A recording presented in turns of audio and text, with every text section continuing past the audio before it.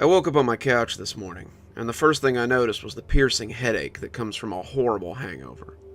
Then I acknowledged that waking up on my couch, with the obvious signs of heavy drinking, instead of doing it in my bed with my wife peacefully sleeping beside me, was not exactly encouraging.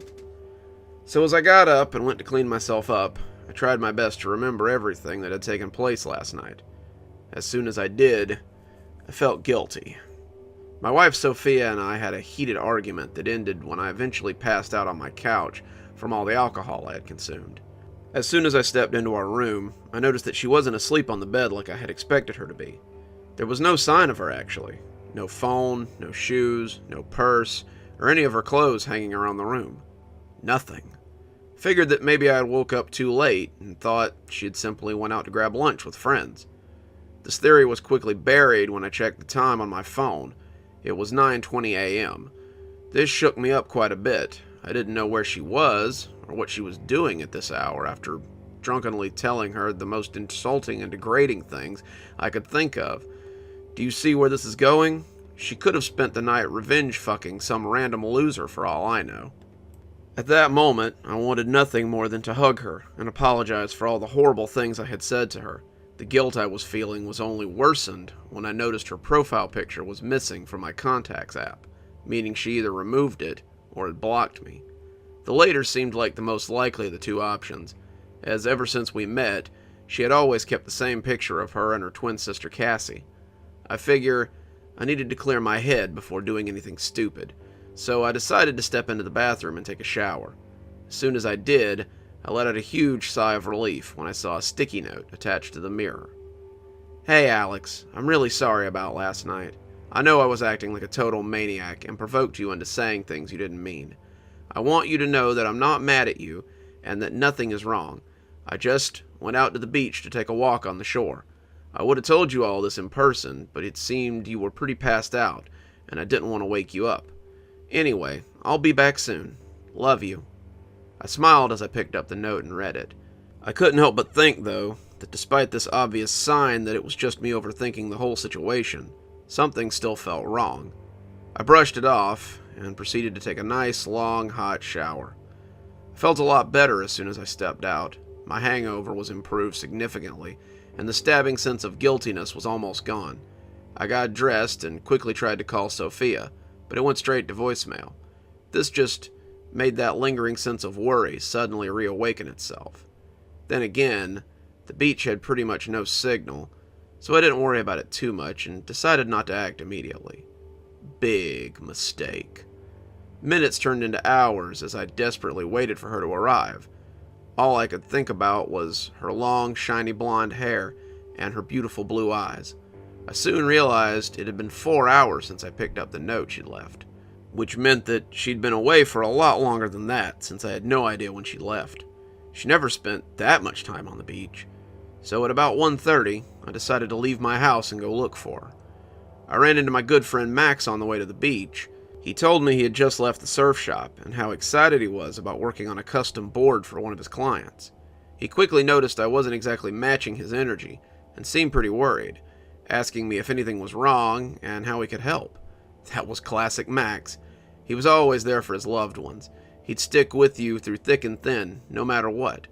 That's why I was really glad I had ran into him on this particular day. I needed that kind of support, now more than ever.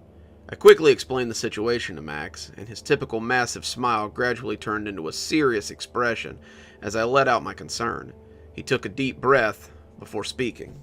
Okay, I would have thought she'd just stay mad and crash somewhere, but that note really complicates everything.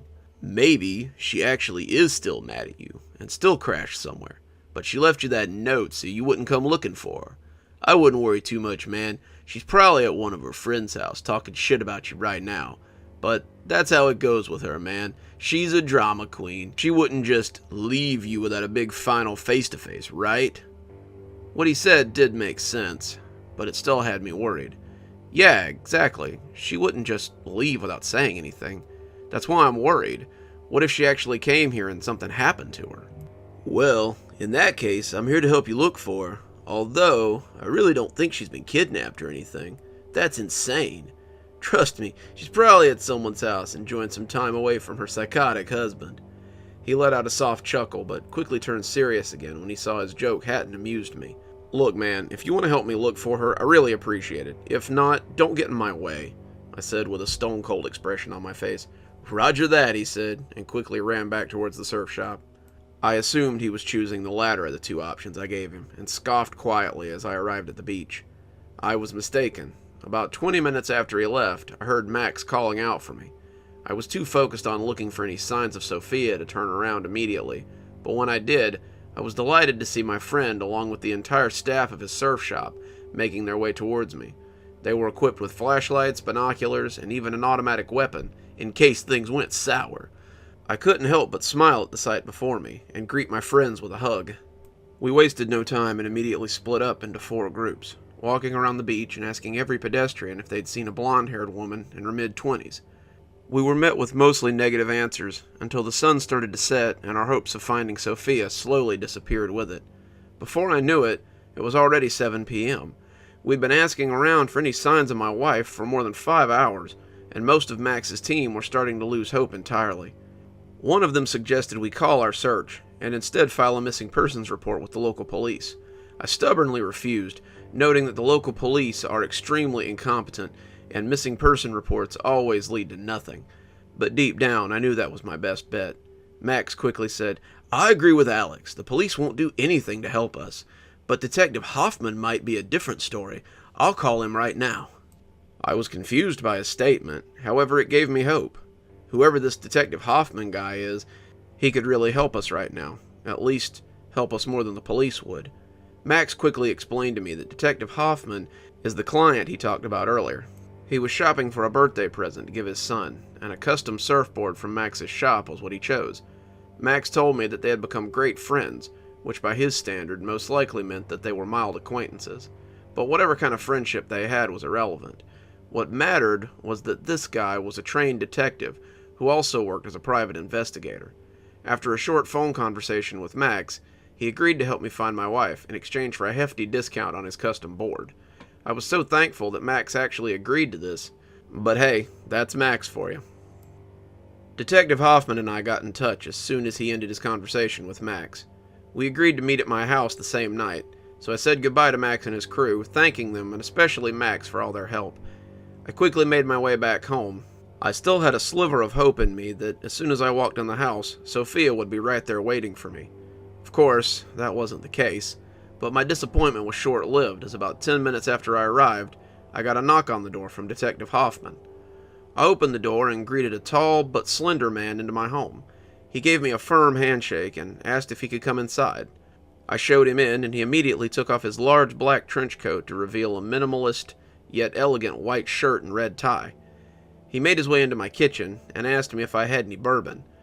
I was a bit shocked by his confidence. Usually I would be the one offering booze to my guest.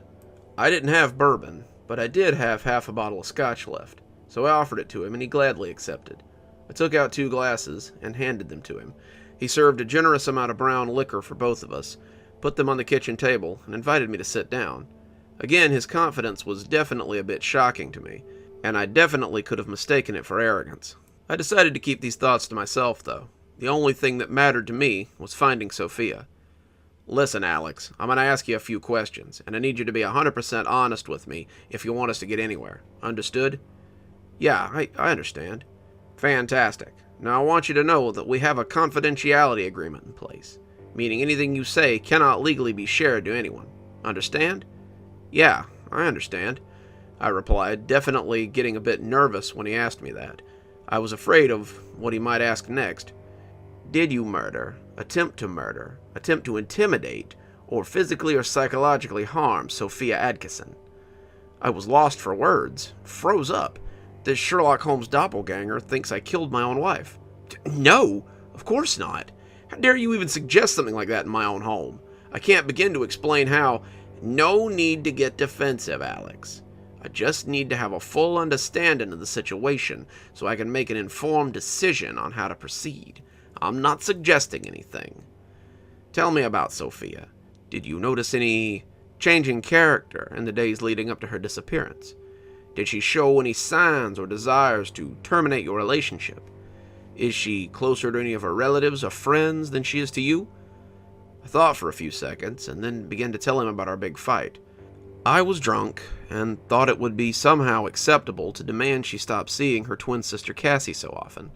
I hate to admit that I was jealous, but I was. I was jealous that my wife was spending so much time with her sister. God, I was such an idiot. I told Hoffman about Cassie. They were extremely close, but oddly enough, I never got to spend much time with her. Sure, I knew who she was, and I'd seen her around sometimes, but I never got the chance to properly introduce myself to her. The closest I ever got was at my wedding, when she congratulated me and Sophia, and we exchanged a few words of gratitude, but that was really it. I was bothered by the fact that my wife spent so much time with someone who was practically a stranger to me, even though I had absolutely no right to feel that way, since they had literally known each other since birth. I understand. Do you happen to know where this individual resides at? Yeah, she lives about 4 blocks away. I didn't entirely understand the purpose of Hoffman's question, but I felt certain he would elaborate. Good, good. I'd like to speak with her immediately. I'll wait for you outside by my vehicle. He quickly stood up and grabbed his trench coat before stepping outside. I was a bit shocked by this, but I remembered my goal of finding Sophia, so I followed behind him and made my way to his black SUV. The drive over to Cassie's house was quiet and rather uncomfortable, but as soon as we got there, he handed me some sort of tape recorder and a pair of earphones. I'm going in alone, but I need you to listen carefully to everything she says. Try and make connections between anything you learn and everything you already know. But I need you to stay cool and composed, Alex. I will pressure her heavily, so it's more than likely that Cassie will disclose some information that's new to you. But no matter how angry it makes you, you have to stay here, and you have to stay focused. Understand? This shook me up a lot. I was not ready to find out what Sophia had been hiding from me, but I was certain that I was going to hear it anyway.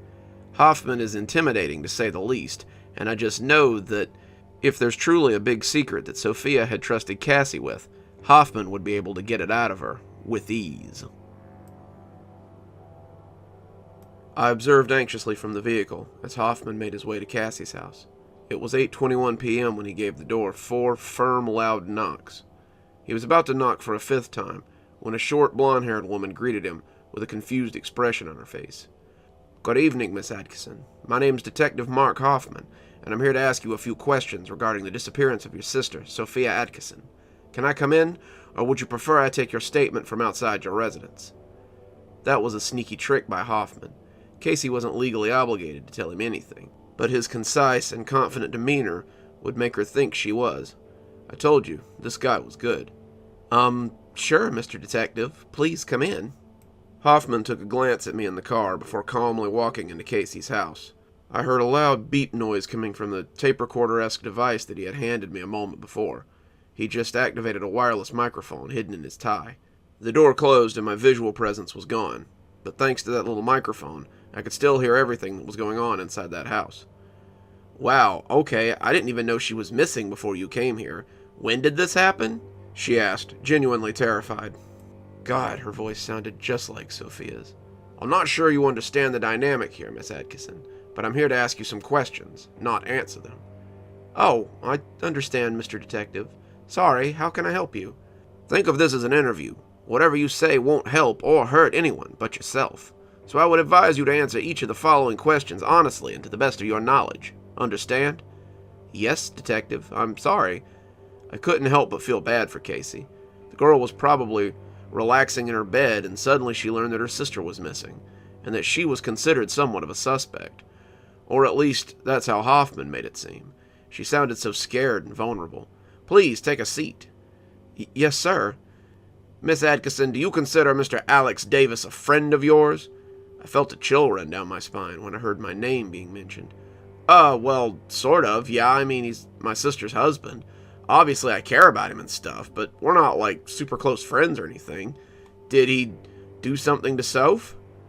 It's a yes or no question, Miss Atkinson. Shall I repeat it for you? Hoffman shot the question back without even acknowledging her answer or her injury. No, I guess I don't consider him a friend, she said with as much composure as her voice was capable of. That stung. I mean, I could have probably guessed she'd say that. She'd probably also assume I had something to do with Sophia going missing. But it still felt bad. Hoffman just barely started, and I already wanted to step out of the car and go talk to her myself. This wasn't going to end well. Did Sophia Atkinson show any sign of being mistreated by Mr. Davis? Not mistreated exactly, but she did on occasions express being unhappy with the state of their marriage. What? What occasions? What the fuck was she talking about? I wanted to go in there and find out more, but I stayed calm, just like Hoffman had told me to do. Please go into detail about these occasions. What exactly did she feel unhappy about? Well, she sometimes talked about how Alex had a really bad temper, and I can assume he's probably an alcoholic from all the stories Sophia told me. She felt really upset whenever Alex drank more than he should have, because that's when he really lost his mind, according to her. That answer made me lose it. Why did Sophia talk to her about me? I was growing more and more impatient with every second that went by. I wanted to go in there so bad.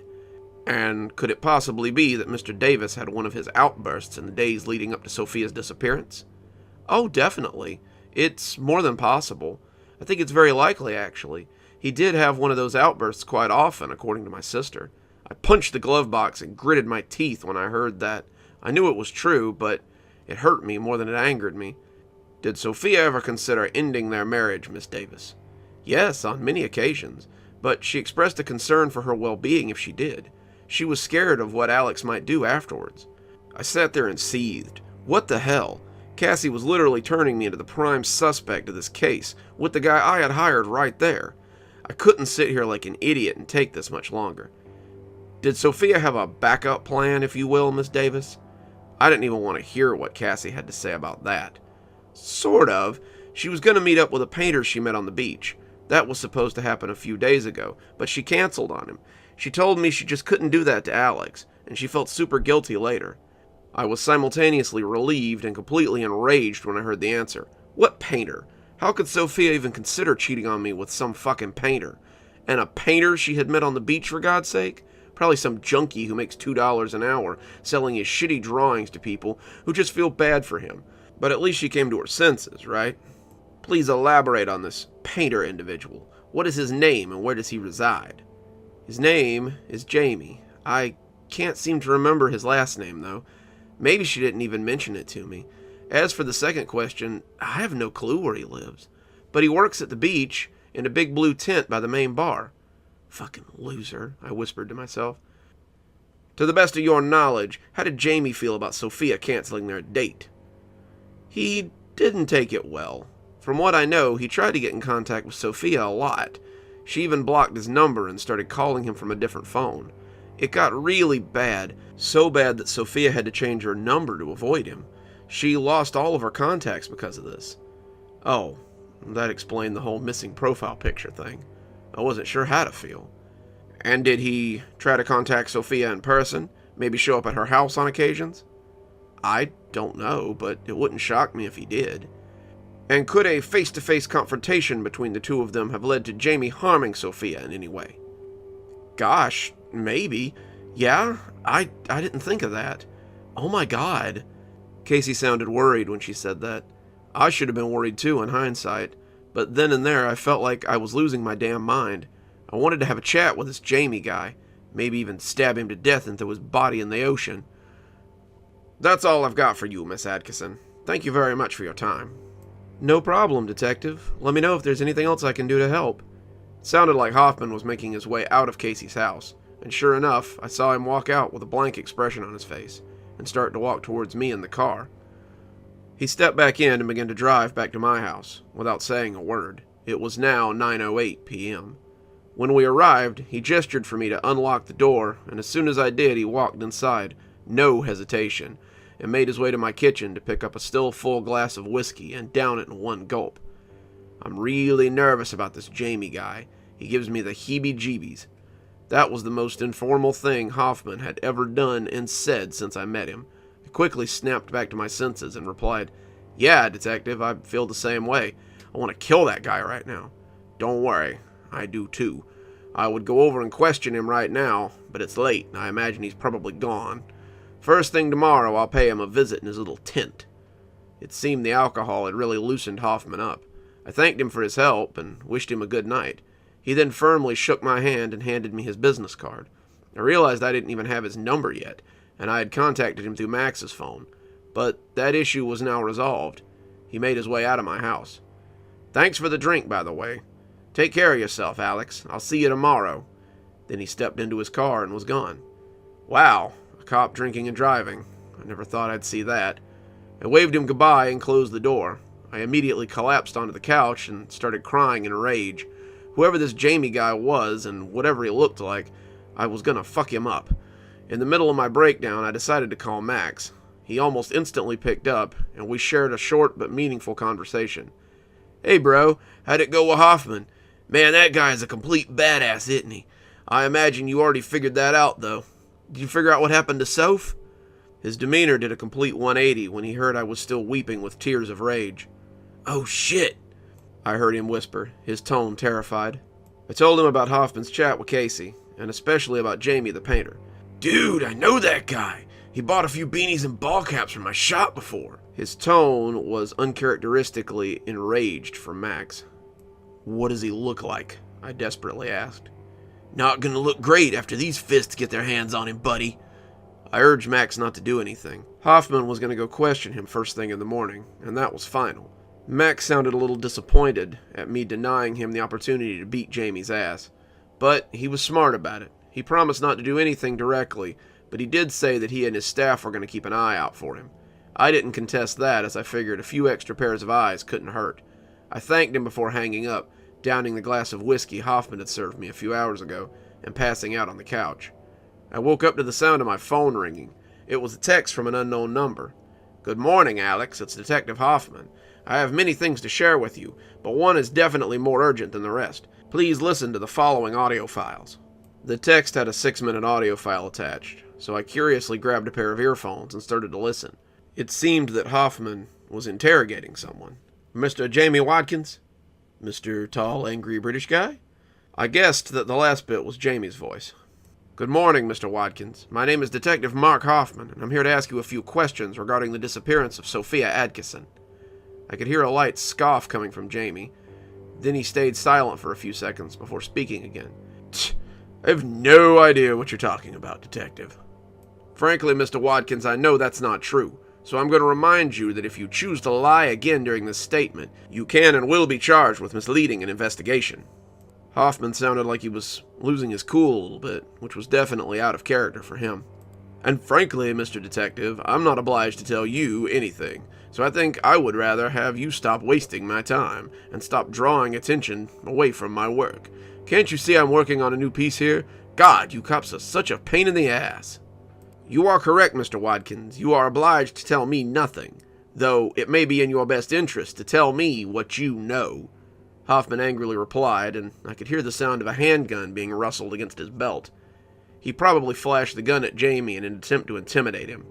I learned it clearly didn't work as soon as Jamie spoke again. Wow, yeah, that gives me even less reason to want to talk to you, and more reason to ask you to leave. If you do so right now, maybe I won't even tell your boss, Sheriff Stratham, that you literally just threatened me with a weapon. How does that deal sound, Mr. Marky Mark? I do not work under Sheriff Stratham, but thanks for the warning, Jamie. I imagine this would be an appropriate moment to disclose the fact that I've already gathered enough evidence to put you under arrest for kidnapping and possible murder. But hey, you should definitely continue to lie and provoke me. I wanted to believe Hoffman was lying when he said that. I just didn't want to believe it was possible that my Sophia had been kidnapped, much less murdered. Ha! Why haven't you arrested me yet then, asshole? Jamie sounded completely unbothered by the threat. Because I want to help you, Jamie. I can help you if you help me. Tell me what you know about Sophia's whereabouts, and I promise I'll make sure that you don't ever see the inside of a jail cell. Jamie stayed quiet for an uncomfortable amount of time, before he let out a light chuckle and said, "Ha, all right, look, I was supposed to come over to her house one night when her husband was away, but then she rescheduled our little date to yesterday morning." I was speechless. I thought Sophia had canceled their date, but she met him the day she went missing? That was not looking good. Why would Cassie lie? Maybe she was being honest and Sophia lied to her about Jamie? Maybe it's fucking Jamie who's lying. I definitely wanted to believe the latter possibility. And did you see her yesterday morning, Mr. Watkins? Yeah, I did. We went on a trip to Malu Island to grab lunch and a few drinks. That's all I know, I swear. Malu Island was a small but beautiful section of land about a 20-minute boat ride away from the town. Please, go into further details about this trip, Hoffman said. Well, nothing sexual or even romantic took place. We met at the shore at about 8:30 and bought 2 tickets from Maru Island. We didn't really do anything major once we got there. We just talked for a while and shared a few drinks at the main bar when she suddenly stood up and went to the bathroom. That's the last time I saw her. She went to the bathroom at the bar and never came back? Hoffman asked with a distrustful tone. Yeah, she wanted about 20 minutes, and when I figured she just stood me up, I got up and left. Hoffman took a deep breath before speaking again. Let's talk about you for a second. Do you work here at the beach full time, selling your art? Is that your main source of income? Correct, Jamie said confidently. And where do you currently reside? I live in the trailer home just outside the area. It's maybe 10 blocks away from here. I'll write down the address. Very well, Mr. Watkins. I will not be taking any further questions from you at this time. However, I have a feeling we'll be seeing each other soon. The record ended with that. I felt more confused and enraged. Clearly someone was lying, and I desperately needed to know who. I guess I got caught up in this in my own head, because without really paying attention, I almost unconsciously grabbed for the bottle of scotch. Just as I was about to give in to my alcoholism, I was brought back to my senses by the sound of anxious knocking on my door. It was Max. My friend greeted me with one of his signature comfort hugs and quickly made his way to my kitchen as I closed the door behind us. Dude, I got some news and you're gonna want to hear it, he said as he opened my fridge and tossed me a beer can. I was curious to hear what he had to tell. Try to calm down, all right? One of my cashiers, Jesse, told me just now that he saw that Jamie guy sneaking into his tent with a big black trash bag. It looked like whatever was in it, it was moving. I felt a chill run down my spine as I heard that. Could it be? Max and I devised a plan to catch Jamie red-handed. We were going to keep a close eye on him all day long, and when he finally decided he was done selling his drawings for the day, we were going to follow him in Max's car. The stage was set. Max and I were poised on the roof of his surf shop with a pair of binoculars in hand. And sure enough, there he was. He was lounging on a folding chair inside of his ever-so-charming blue tent, with his paintings on display like they were the lost works of Da Vinci. I really can't understand why he was still there. It was 5:08 p.m., and by the look of it, every potential client of his already left the beach. Plus, it's not like anybody in their right mind would pay the ridiculous prices he was charging for his pieces of art. Maybe he didn't arrive at the beach so early and leave so late to sell his drawings. Maybe he did it to scout out victims, to get close to vulnerable people, without them suspecting anything. Maybe that's how he got my Sophia. I was lost in my thoughts when a firm tap on my shoulder brought me back to my senses. Max pointed towards the tent as he quickly jumped from the rooftop and unlocked his car. Dude, look, he's leaving. Hurry the hell up or we're gonna lose him. I quickly followed behind him and got in the passenger seat as fast as I could. Max started driving as soon as I'd closed the door, trying to keep an eye on Jamie's white van. He managed to get behind him without causing any suspicion, but I could tell Max and I felt equally as confused when, instead of turning right, away from the Bay Area and towards where the trailer homes he had told Hoffman about were, he took a left towards the wealthier side of town. We followed close behind as the white van made its way into an old garage, just outside of Springfield, the neighborhood home to the most luxurious vacation homes and most of the stunning apartment complexes in the area. We waited outside the garage for about 5 minutes, when suddenly Jamie drove out of the garage in an insanely over-the-top red sports car. It looked like something straight out of Grand Theft Auto. Max let out an audible gasp of pure shock. I instead stayed silent for a while as we followed that ridiculously expensive car. Holy shit, how much do you think that thing's worth? I don't know, man. Like a couple of million at least. But the real question is, how the fuck did he pay for that? Maybe he stole it? I don't know. There's no way he paid for that. I mean, I've never seen anyone buy his shitty paintings. Max let out a soft chuckle in reply. Dude, Alex, you're such a gullible goofball. I mean, it's obvious this whole painter thing is complete bullshit. This guy doesn't live in a trailer home, and he most definitely doesn't make a living selling those paintings on the beach. He's hiding something, and we're going to find out exactly what it is. But that doesn't make any sense. If you were a millionaire, why the hell would you pretend to be a junkie?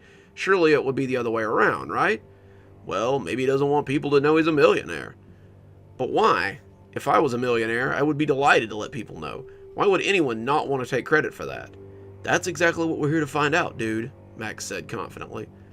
Earlier that day, before my friend and I had decided to go on this little investigation, I got a text from Hoffman. Alex, I should tell you what I've been up to since our last interaction. I've decided that in order to eliminate all doubt regarding Mr. Watkins' supposed encounter with your wife, I had to investigate Malu Island. So I did, and I discovered absolutely nothing that could connect Mr. Watkins to the disappearance of your wife. Although on second thought, I think it would be convenient if you took a look for yourself. Perhaps the two of us should travel there tomorrow morning and give the island another sweep.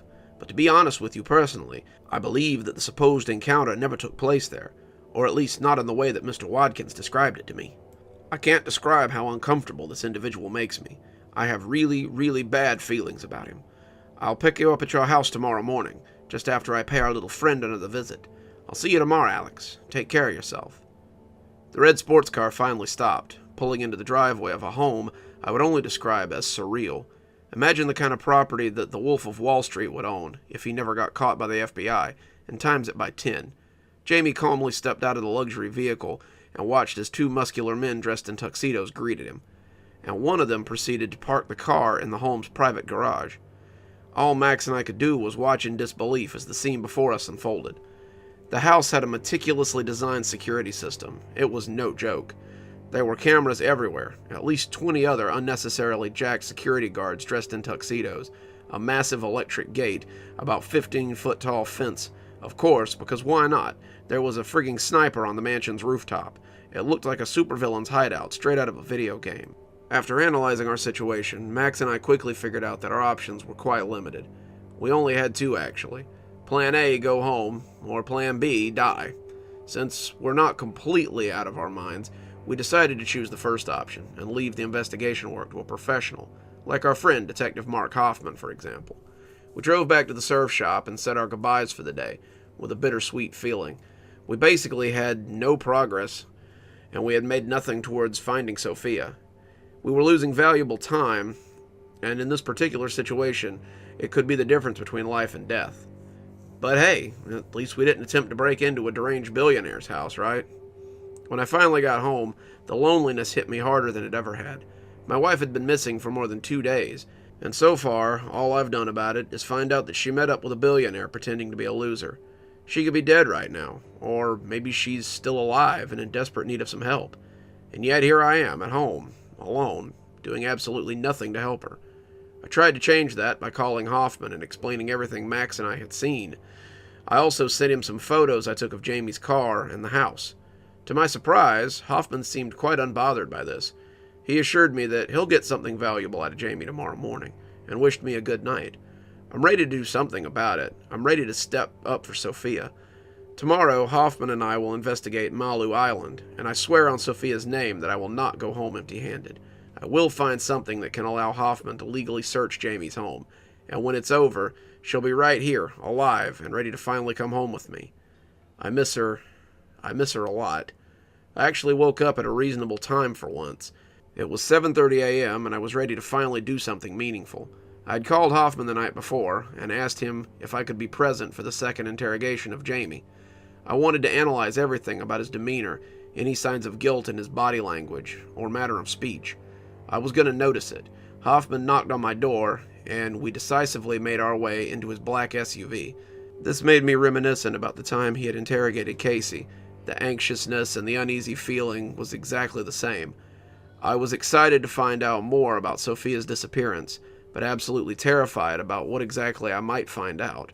Hoffman broke the silence. Same thing as before. We'll use the same wireless microphone technology we did last time, and the rules are still the same. If I'm being honest, I have no idea what I'll be able to get out of Jamie, so please keep a cool head. This will either go extremely well or terribly wrong. Whatever happens, just stay here and do not leave the vehicle for any reason. Understood? Yeah, thanks, Detective. We pulled up to the beach, and Hoffman parked the SUV in a position that would give me a clear line of sight for the tent, but far enough away to keep the vehicle from raising any suspicions. Hoffman handed me the same tape recorder thing as before, and gave me a pat on the shoulder as he stepped out of his car. I think up to that point, I had never seen him nervous. Oh wow, look who decided to show up. My good old pal Sherlock Holmes. I missed you, buddy. What have you been up to lately? Jamie said with an infuriating grin on his face. Show's over, Watkins. I now have conclusive evidence of your little side job, or side life, I should say. I imagine you wouldn't like it too much if that got out, would you? You'd probably lose a few clients if that happened." Jamie literally burst out laughing. How can someone be so relaxed when there's a trained detective interrogating them? "Man, you crack me up, Mark. You're one hilarious dude. I'll give you that. I just wish you were as good a detective as you are a clown. You're facing multiple charges that could lead to more than 60 years in prison. Make that a life sentence when I connect you to the Adkins murder in a few days. How exactly is that hilarious to you?" He's calling it a murder now. God, I really do hope this is a scare tactic. I can't even grasp the thought of my wife being dead. "Murder? Is that how it is now, big shot? You don't even have a body, asshole. I literally own the police force, Mark. I'm perfectly aware of all your little scare tactics. You're pathetic." He wore a disgusted smirk on his face, but his smugness was still intact. "Well, at least I tried," Hoffman said, reaching into his belt. He took out his gun and fired a bullet into Jamie's foot. Holy shit, this was insane. Jamie screamed out in pain, but his agony quickly turned into laughter. How could that be? The guy literally just got shot at, and he somehow found it funny. "And so the plot thickens. Did you enjoy your little field trip, Mark?" Jamie was now in a full-on fit of laughter.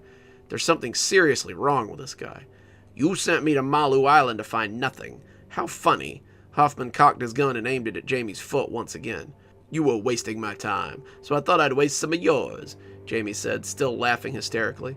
Hoffman then fired another shot into Jamie's foot, but this time around there was apparently no pain at all. In fact, it actually seemed to make Jamie laugh harder. "Tell me what really happened to her, or it's your head next," Hoffman said, his weapon still firmly in hand. "What really happened to her? Okay, what really happened to her is that I took her to my house and fucked her brains out. She begged me to stay, but I kicked her out as soon as I was done with her. Then after that, she probably killed herself when she realized she had to go back to Alex Davis." Jamie's fit of laughter got louder and more obnoxious with every word that came out of his mouth. I officially lost my mind when he said that. I didn't care anymore. I was getting out of this car and walking up to the scene. I was going to take Hoffman's gun away from him and put a bullet through Jamie's skull. I was in the middle of unbuckling my seatbelt to do just that when Jamie spoke again. "That's priceless, Mark. If only you could see the look on your face. This play just keeps getting better and better. Perhaps it's time for the final curtain, but it seems like all the actors are yet to arrive." Jamie actually stopped laughing. His demeanor took a sharp turn into something a lot more menacing. "You know exactly who I'm talking about. That idiot you call your client, sitting in your car like a coward. Listening to me right now, I bet. Come out and play, Alex." I wanted to go. I most definitely would have done so if I didn't notice that Jamie had some kind of assault rifle hidden under one of his paintings. So instead, I stayed in the car, like a coward. At this point, I hated myself more than I hated Jamie. Hoffman noticed it too, and he carefully walked back to the car, still facing Jamie, with his firearm in hand. He got in and drove away. That somehow went even worse than anything I could have imagined. Well, goddamn, now we're dealing with an actual criminal. I told you this guy was bad news, Alex. I had this weird feeling about him ever since day one. Hey, let's not waste time. Let's go to Malu. And that's what we did. As soon as Hoffman and I stopped off at the boat rental, we immediately started scouring every little corner of Malu. Not just the place that Jamie mentioned like Hoffman did last time. Every bar, every restaurant, shop, public area, we went there, trying to discover any clues that could lead us to the truth. Our efforts were seemingly worthless, until we decided to investigate that old, rusted-looking well located on the most desolate area of the island. I really wish we hadn't done that, but in a way, I'm also glad we did. My sanity could not have handled a single additional ounce of uncertainty, so discovering the truth, as absolutely heartbreaking as it was, felt oddly rewarding. We opened the well, and our eyes met with nothing but a pile of darkness. However, the smell was a completely different story. The well emanated a pungent odor, the scent of rotting flesh and solidified blood. When Hoffman lit his flashlight to reveal the source of that disgusting smell, I threw up in my mouth. My eyes stared in disbelief as my chest sunk like it never had before. What we had discovered was Sophia's corpse, staring back at us with those lifeless eyes. To this day, that sight keeps me up at night. I just can't get it out of my head. The way her mouth was frozen open, her hands rested stiff on what used to be her thighs. In that moment, I couldn't do anything more than just stand there, too numb to even react. I felt the urge to scream or cry, but My body just didn't respond. Hoffman and I just froze there. I can't even tell you how long. Time just didn't feel real at that moment. Nothing about that sensation seemed real to me. It was a terrible nightmare that I couldn't wake up from. It was, without a doubt, the worst day of my life, and I can say with certainty that I doubt there will be a worse one. If by any chance Jamie Watkins happens to be reading this entry, let me just tell you, the murder case coming your way should be the least of your worries. If you're unlucky enough to run into me one day, I swear that I will put you through the most excruciating pain that the human body can handle. I don't give a shit if we're in public. I will tear the flesh off your bones, rip apart every single one of your organs, one by one. You took my life away from me. You took the only thing I had. You took her away from me. I swear to God that one day I will do the same. I don't care how much I have to sacrifice. I will go to any lengths to destroy you and everything you have, even if it costs me my life. Take this as a friendly warning if you value your life. The best thing you can do is just plead guilty and hide in a prison cell like the dirty rat you are for the rest of your miserable existence. But even that won't help you. I'll find you, and I will make you pay for what you did to me.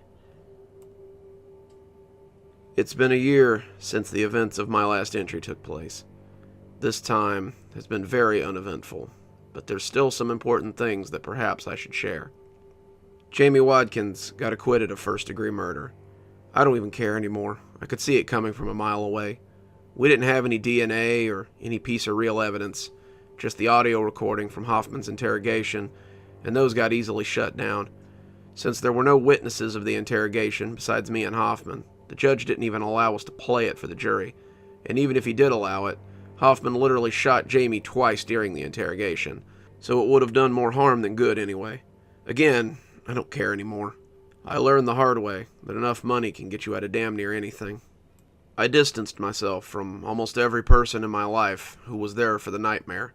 I only really stayed in touch with two people, Max and Cassie. Max is my best friend, and he's been incredibly supportive through all this, always there when I need someone to listen to my drunken rants. And Cassie, well, I get the feeling that I like her a lot more than she likes me. I've stopped by her house quite a few times, and although she always allows me to come inside, she definitely seems very uncomfortable around me. But for some reason, this doesn't really bother me. I feel safe when I'm around her. It's a feeling that I can't replace with anyone else. When I talk to her, I feel like Sophia's the one listening to me. Her facial expressions, her body language, her smile, even her scent just makes me feel at home. I suppose it makes sense, since she's my wife's twin sister, but there's still something special about Cassie that I can't really explain. Max has been trying his best to keep me away from her. He says she's preventing me from moving on. He also told me that I'm not trying to replace one twin with another, and that it's disgusting that I would even think of it. I think he's right. I know I have to do something about it. It isn't right, and it isn't fair to Cassie. Max told me about a friend of his, a middle-aged lady who used to work as a cashier. Her name is Monica. She quit a few months ago in order to set up her own spiritual shop, and apparently it's been a huge success. Her clients are always satisfied, and she seems to magically get rid of people's problems. Just what I need. I decided to give it a try because, why not? It was going to be expensive for sure, but I figured it's better to spend my money on something that could help me, instead of buying nothing but pre-made food and whiskey. I drove there at night. Usually I'd be playing some music, but ever since the whole thing happened, I can't seem to enjoy anything anymore. Every song I used to listen to reminds me of her. Same with every movie and every show. Hopefully this Monica person can help me live a normal life again. Although I do have some serious doubts. Most places that sell spiritual items end up being a complete scam, at least from my experience. Hopefully this changes my mind. I arrived at the shop about 15 minutes after I left my house. Monica greeted me at the door and invited me inside. "You must be Max's friend, Alex, right?" she said with a big smile. "Yeah, that's me.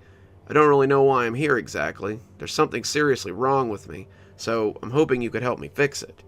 "Yes, Alex. Max told me all about you. I'm going to examine you, if that's okay. Please, take a seat." Examine me? What does she mean by that? I probably would have asked her to explain this examination of hers, but I really wasn't in the mood, and I didn't want to cause a scene. So I did exactly as she told me and sat down on the old brown armchair accommodated behind the counter. She then placed some sort of stone on my forehead, gently holding it still in her cold hand. After a few seconds, she removed her hand with the stone still in it, and just stayed quiet for a while.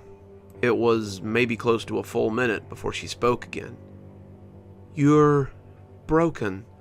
Something really traumatic happened, and you simply haven't been able to get over it. You're lost.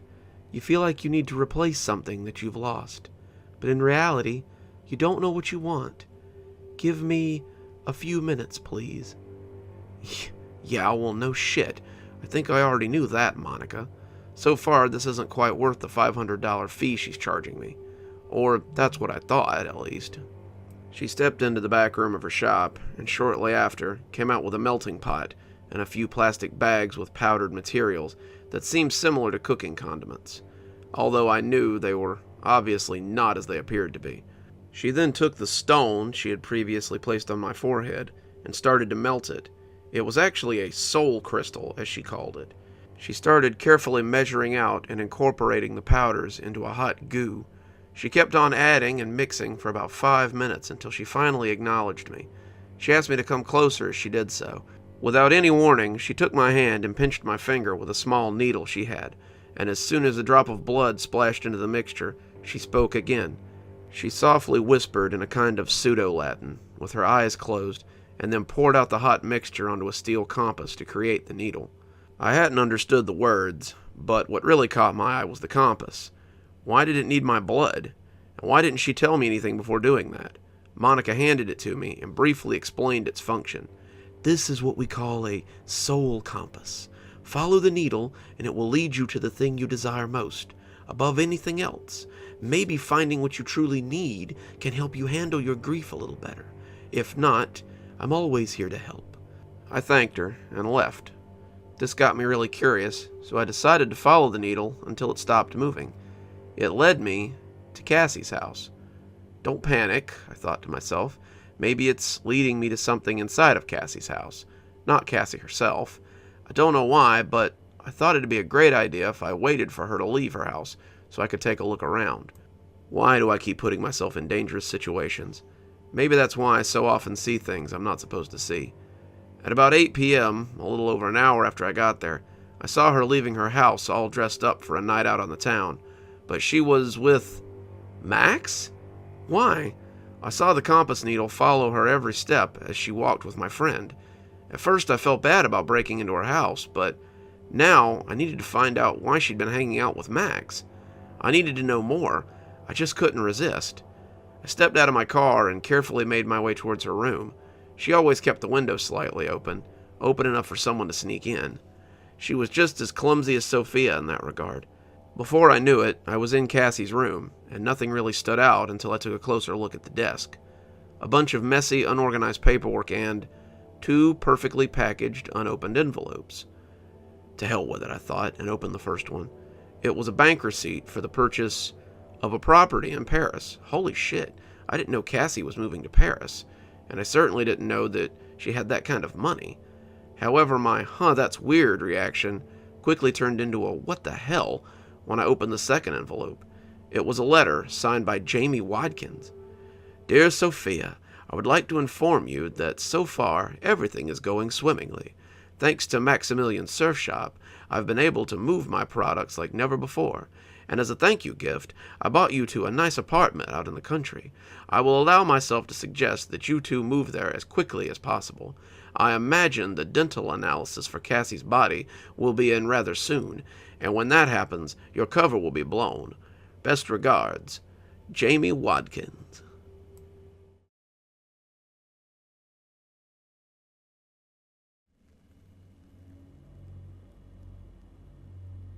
I want to feel something again.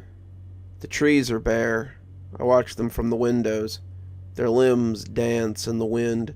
Limbs too thin, like the arms of dying men, like the elbows of the sick. Too many limbs dancing their sickly dance, painting me with their moving patterns. I've become a canvas, it seems. I cough into my arm. It's that time of the year again. Nearly winter, and many of us are coughing. An elderly couple walks by the window, hand in hand, and for a moment they're on my chest, because the sun is low. Their shadows bleed onto me, and for a moment, they're walking hand in hand across the street as well as on my chest. It was just a moment, though, before their journey made them leap off my shoulder and onto the wall. The man lets go of her hand and coughs into his fist. Out of sight now, but very much in my mind. I envied the couple. I want to be in love. I want to know that feeling again. Any feeling. Oh, but I do know one feeling.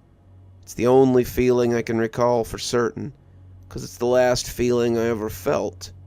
It lives in my head like a memory, and when I want it, I can conjure it up from deep below the surface, like a demon from hell, or the spirit of a dead and buried horse, something wild and fierce to ride, a surfer on a rogue wave.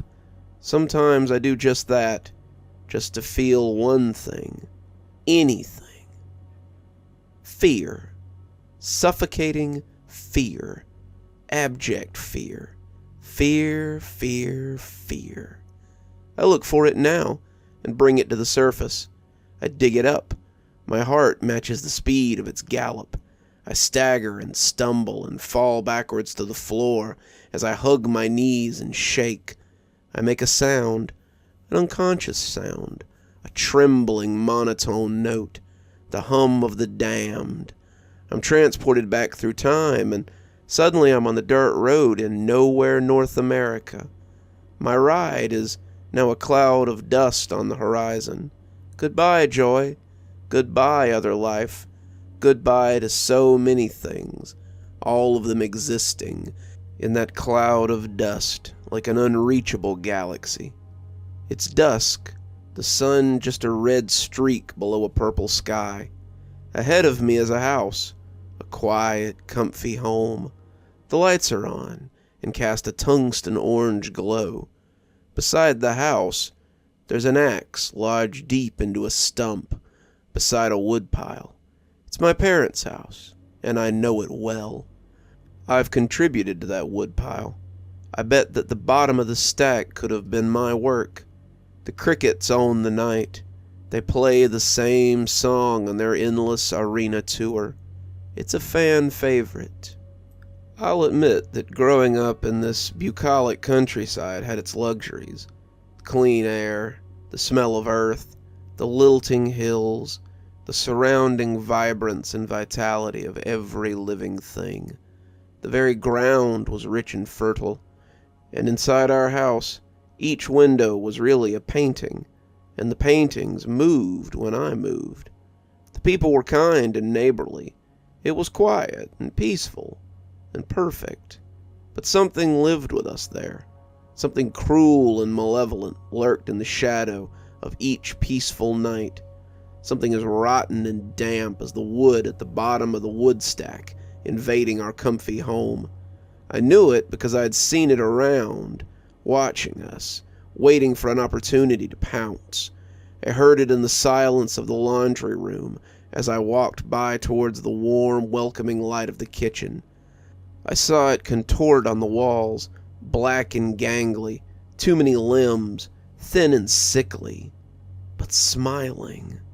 It was a disease, and its smell was noxious. I left home early, 16 years old. My parents may not mind living in a haunted house, but I couldn't stomach it.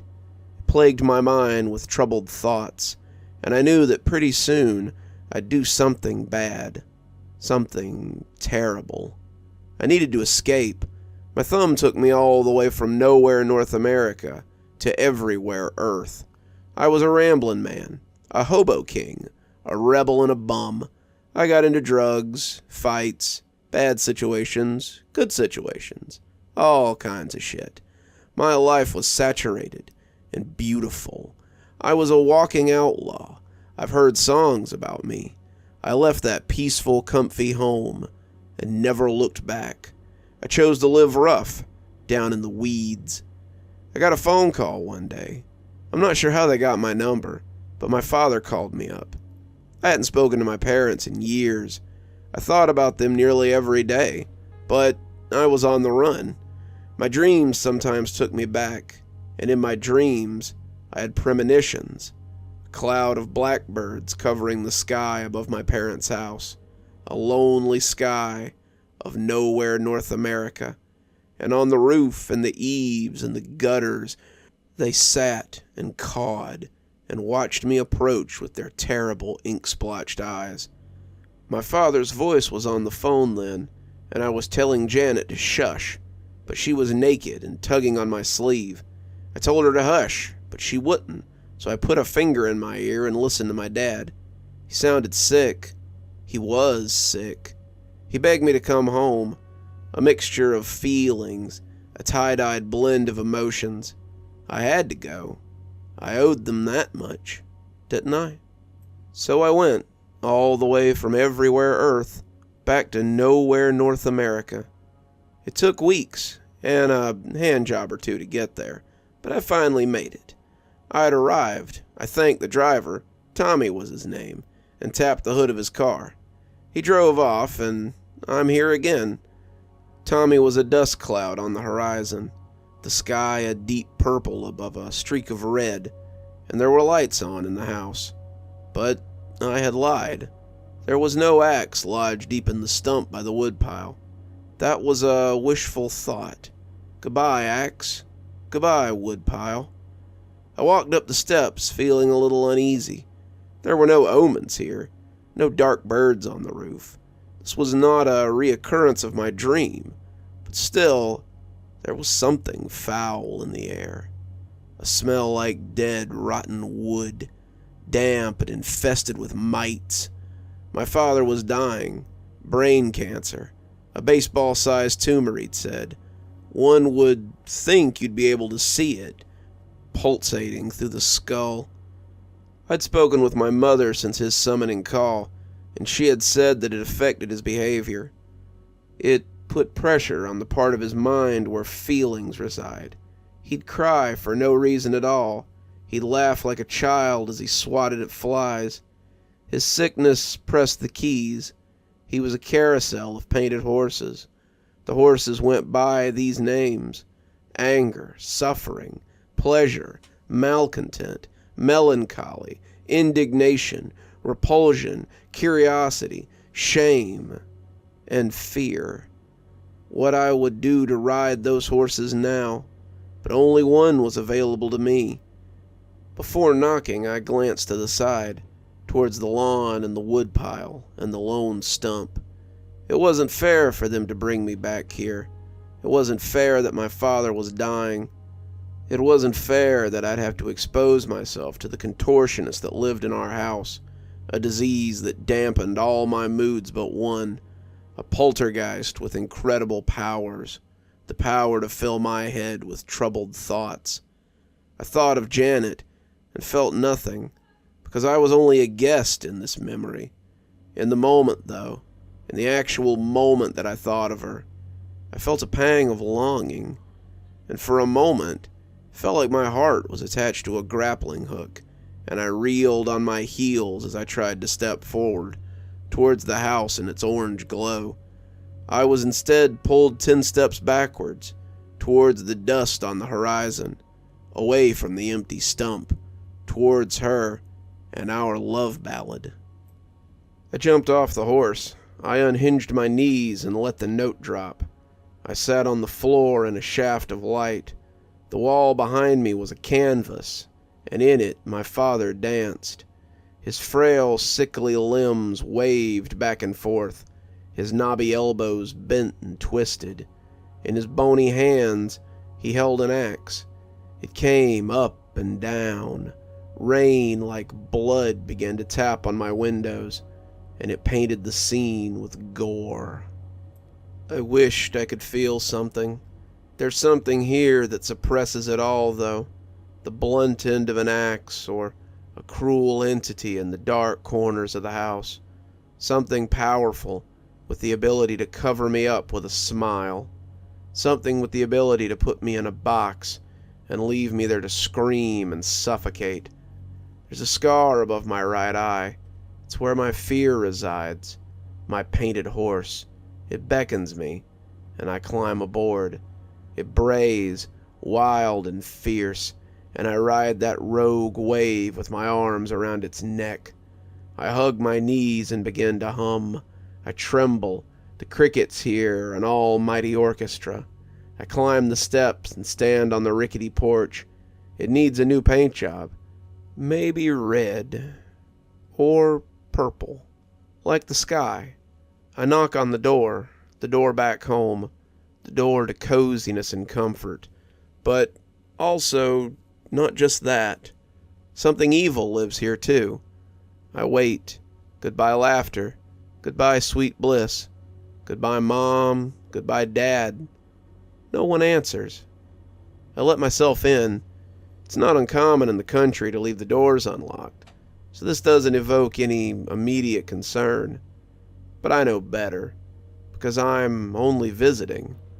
I've been here before, and I know better.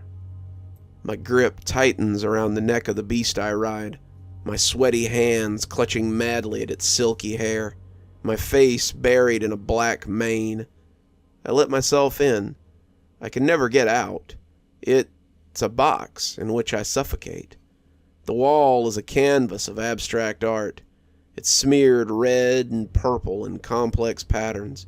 The paint's still wet. The floor is where you dip your brush, a spreading puddle. My father greets me with a half smile. One side of his face remains in a palsy frown, but the other side of his face was alive and exuberant, exalted even. He must have been very happy to see me, because he practically erupted with lunatic joy, and he danced up and down and did a little spin. And behind his shoulder, something pitch black, black as the eyes of the birds in my dreams, watches us and smiles at me with black teeth. It lifted a thin black hand in a nice to meet you wave. Goodbye, love. Goodbye, trust. My father's arms were thin as my thumb. They were long and skeletal, weak, his legs unstable stilts, shaking under his weight. He held his arms up above his head, and in his hands was an axe. My mother lay at his feet, an open sack of spilled tomatoes, her eyes like empty pits, dead and glaring, admiring the art on the wall.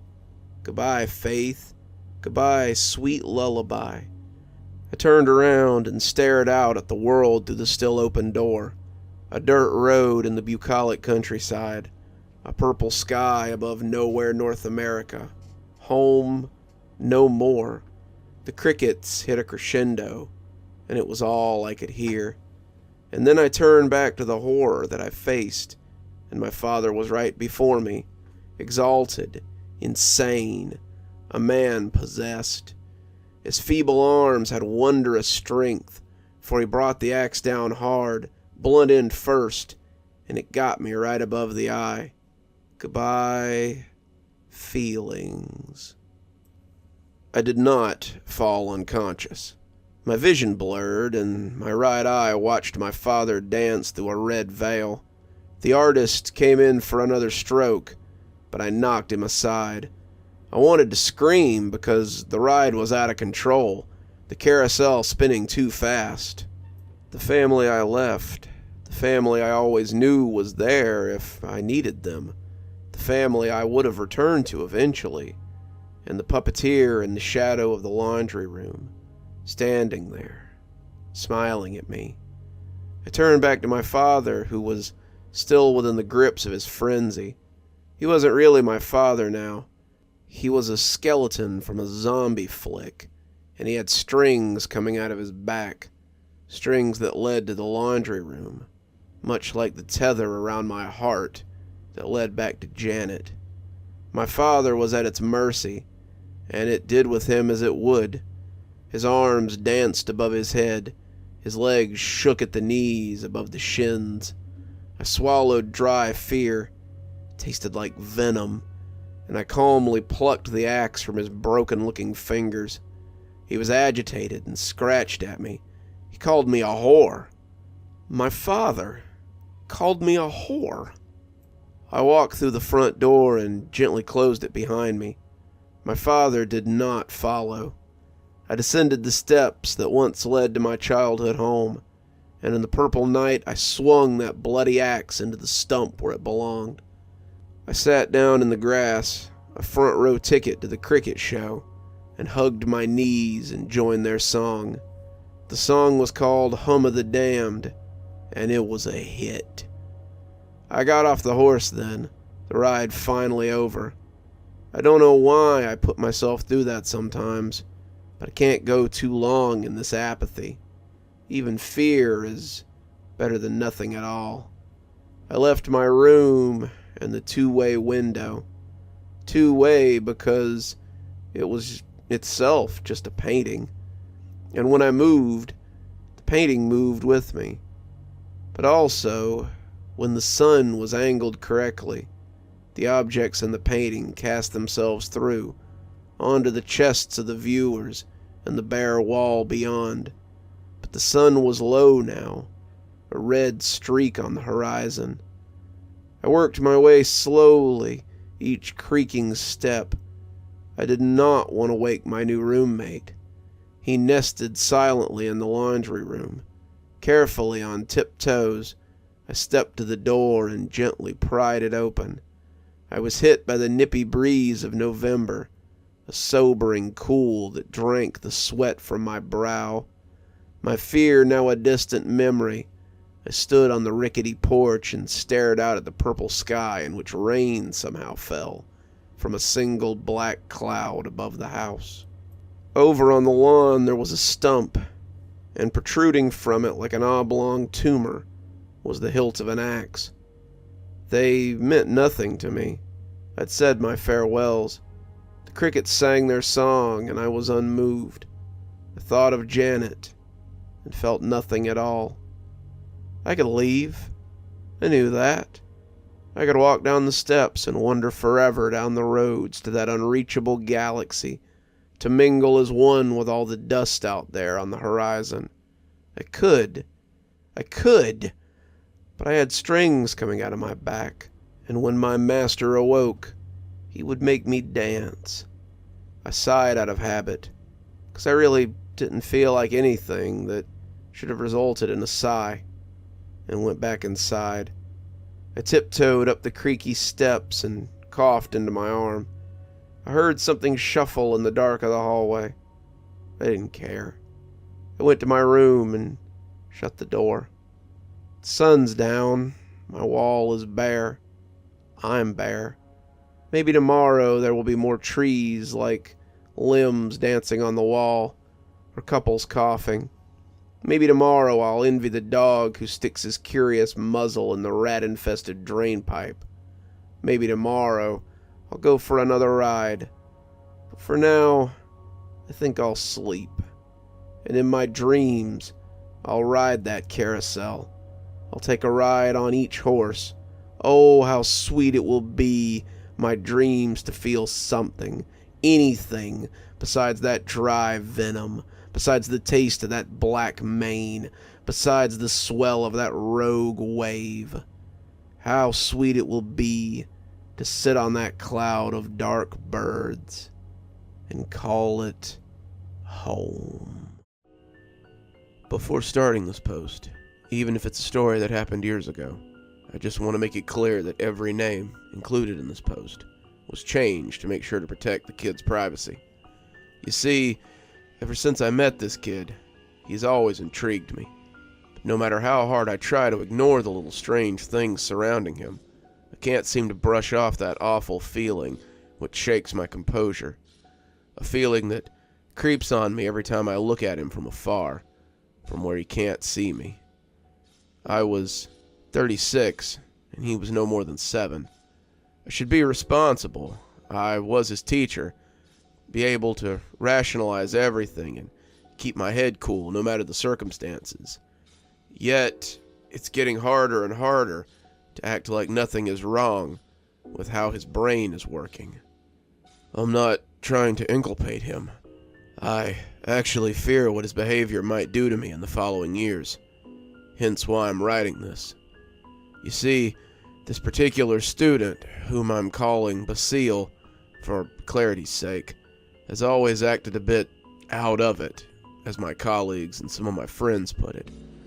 He's a kid that's always loved smiling, for no particular reason. He just loves doing it. However, I started to sense that something was wrong with him when he wouldn't stop, even after getting hurt or messing up in class. I can guarantee that Basile might be the clumsiest student I've ever had. What generally unnerves me the most about Basile, however, is his prolonged periods of complete blackout. He has a tendency to completely shut his brain off to the rest of the world and simply watch in silence the emptiness around him, only coming back with a laugh and teary eyes when someone urges him to respond. It's like he lives in his own little world most of the time. Sadly, it's a major deterrent in his social life. Given that he mostly dozes off or shuts his brain down during class, he's a subject of mockery that can resemble bullying a bit too much for my taste. I try my best to mitigate this negative attention he seems to always get, but that doesn't stop him from slowly becoming a pariah during breaks. To be fair, Basile does have something close to a friend.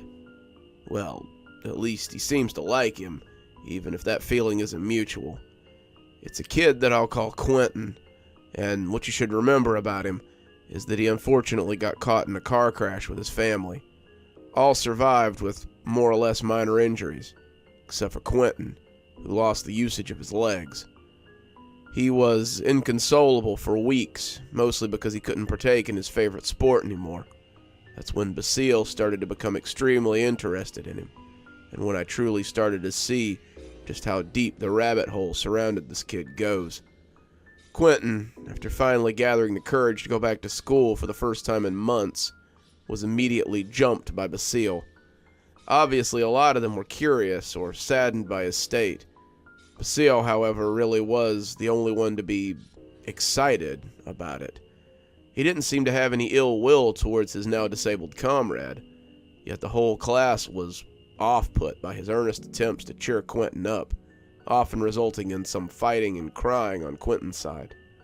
Strangely, his protests never deterred Basile, who simply continued this thing without bearing any hard feelings or getting angry at the other kids. He became way more active, but was still trapped inside his bubble. He could still spend minutes, maybe hours, just staring into space, especially in class. In the end, I think it worked out, though. After days of trying to make Basile stop bothering Quentin, the latter came to me and simply asked to let him be. Even if I don't know why he's changed so much, he's the only one at school that treats me like a person. Doesn't make everything a pity party. He's kinda nice, even if he's weird, so I don't mind his presence. It didn't feel satisfying at all. Didn't feel right at all. Nonetheless, since both parties seemed content with the situation, I couldn't get involved in all of this. At least, I shouldn't have. But Basile's behavior seemed stranger and stranger to me. He was starting to speak of seeing Quentin walking in an empty space.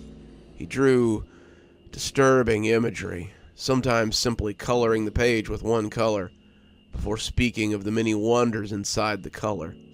I couldn't bear it anymore. I needed to find its root. I wondered many times before going through with this, if I was going insane. Still, my curiosity and my fear won over my rationality, so I asked Basile to stay in class. He didn't seem to really mind or question why I asked him. Thankfully, he actually came instead of forgetting about the appointment, as he tended to do for anything related with administration. However, his clumsiness or lack of attention led to him hitting a wall and getting the door to his face while trying to walk up to my office. I also noted his lack of focus when I tried to reassure him that he didn't look too bad. He seemed entirely comfortable with how he acted these past few weeks. No regret or self-doubt. This led me to audibly sigh. Basile didn't seem to catch my exasperation. His expression remained unwavering. A small smile, empty eyes, and it was as if he was frozen like a statue. Knowing I wouldn't go far by trying to find a roundabout way to get him to explain his change in attitude, I opted for a more straightforward approach. "Basil, I need you to be honest with me." "What is it, Teach?" The sentence actually piquing his curiosity. I spoke again, hoping my tone wouldn't betray any kind of nervousness. "What's going on with Quentin? Why did you suddenly feel the need to be nice towards him?" His apathy was replaced by something I couldn't read at the time. He looked extremely embarrassed, but also guilty. And still, he let out a laugh. It didn't sound childish despite his age. It sounded desperate. "I can make things right, if I can take care of Quentin." He was starting to shake as his voice became weaker and weaker. However, this sudden show of weakness was quickly replaced by a sudden jump onto my desk. "Teach, can I ask you a question?" I backed off a bit before actually answering. "Sure, but stay in your chair, please." He made a small, apologetic sound before resuming his talking. "If something disappears, it's -1, right?" I had no idea where he was going with this. "Yeah?" Ignoring my confusion, he continued. "But if something is given in return, it's +1, right?" I nodded in response. He was beaming with misplaced pride. He probably misunderstood my confusion, or thought getting his teacher confused made him smarter. "Well, if -1 meets +1, then they cancel each other out, so nothing has happened in the end." I couldn't bear seeing the conversation get more and more astray, so I asked, "Basil, where are you going with this?" Then it hit me.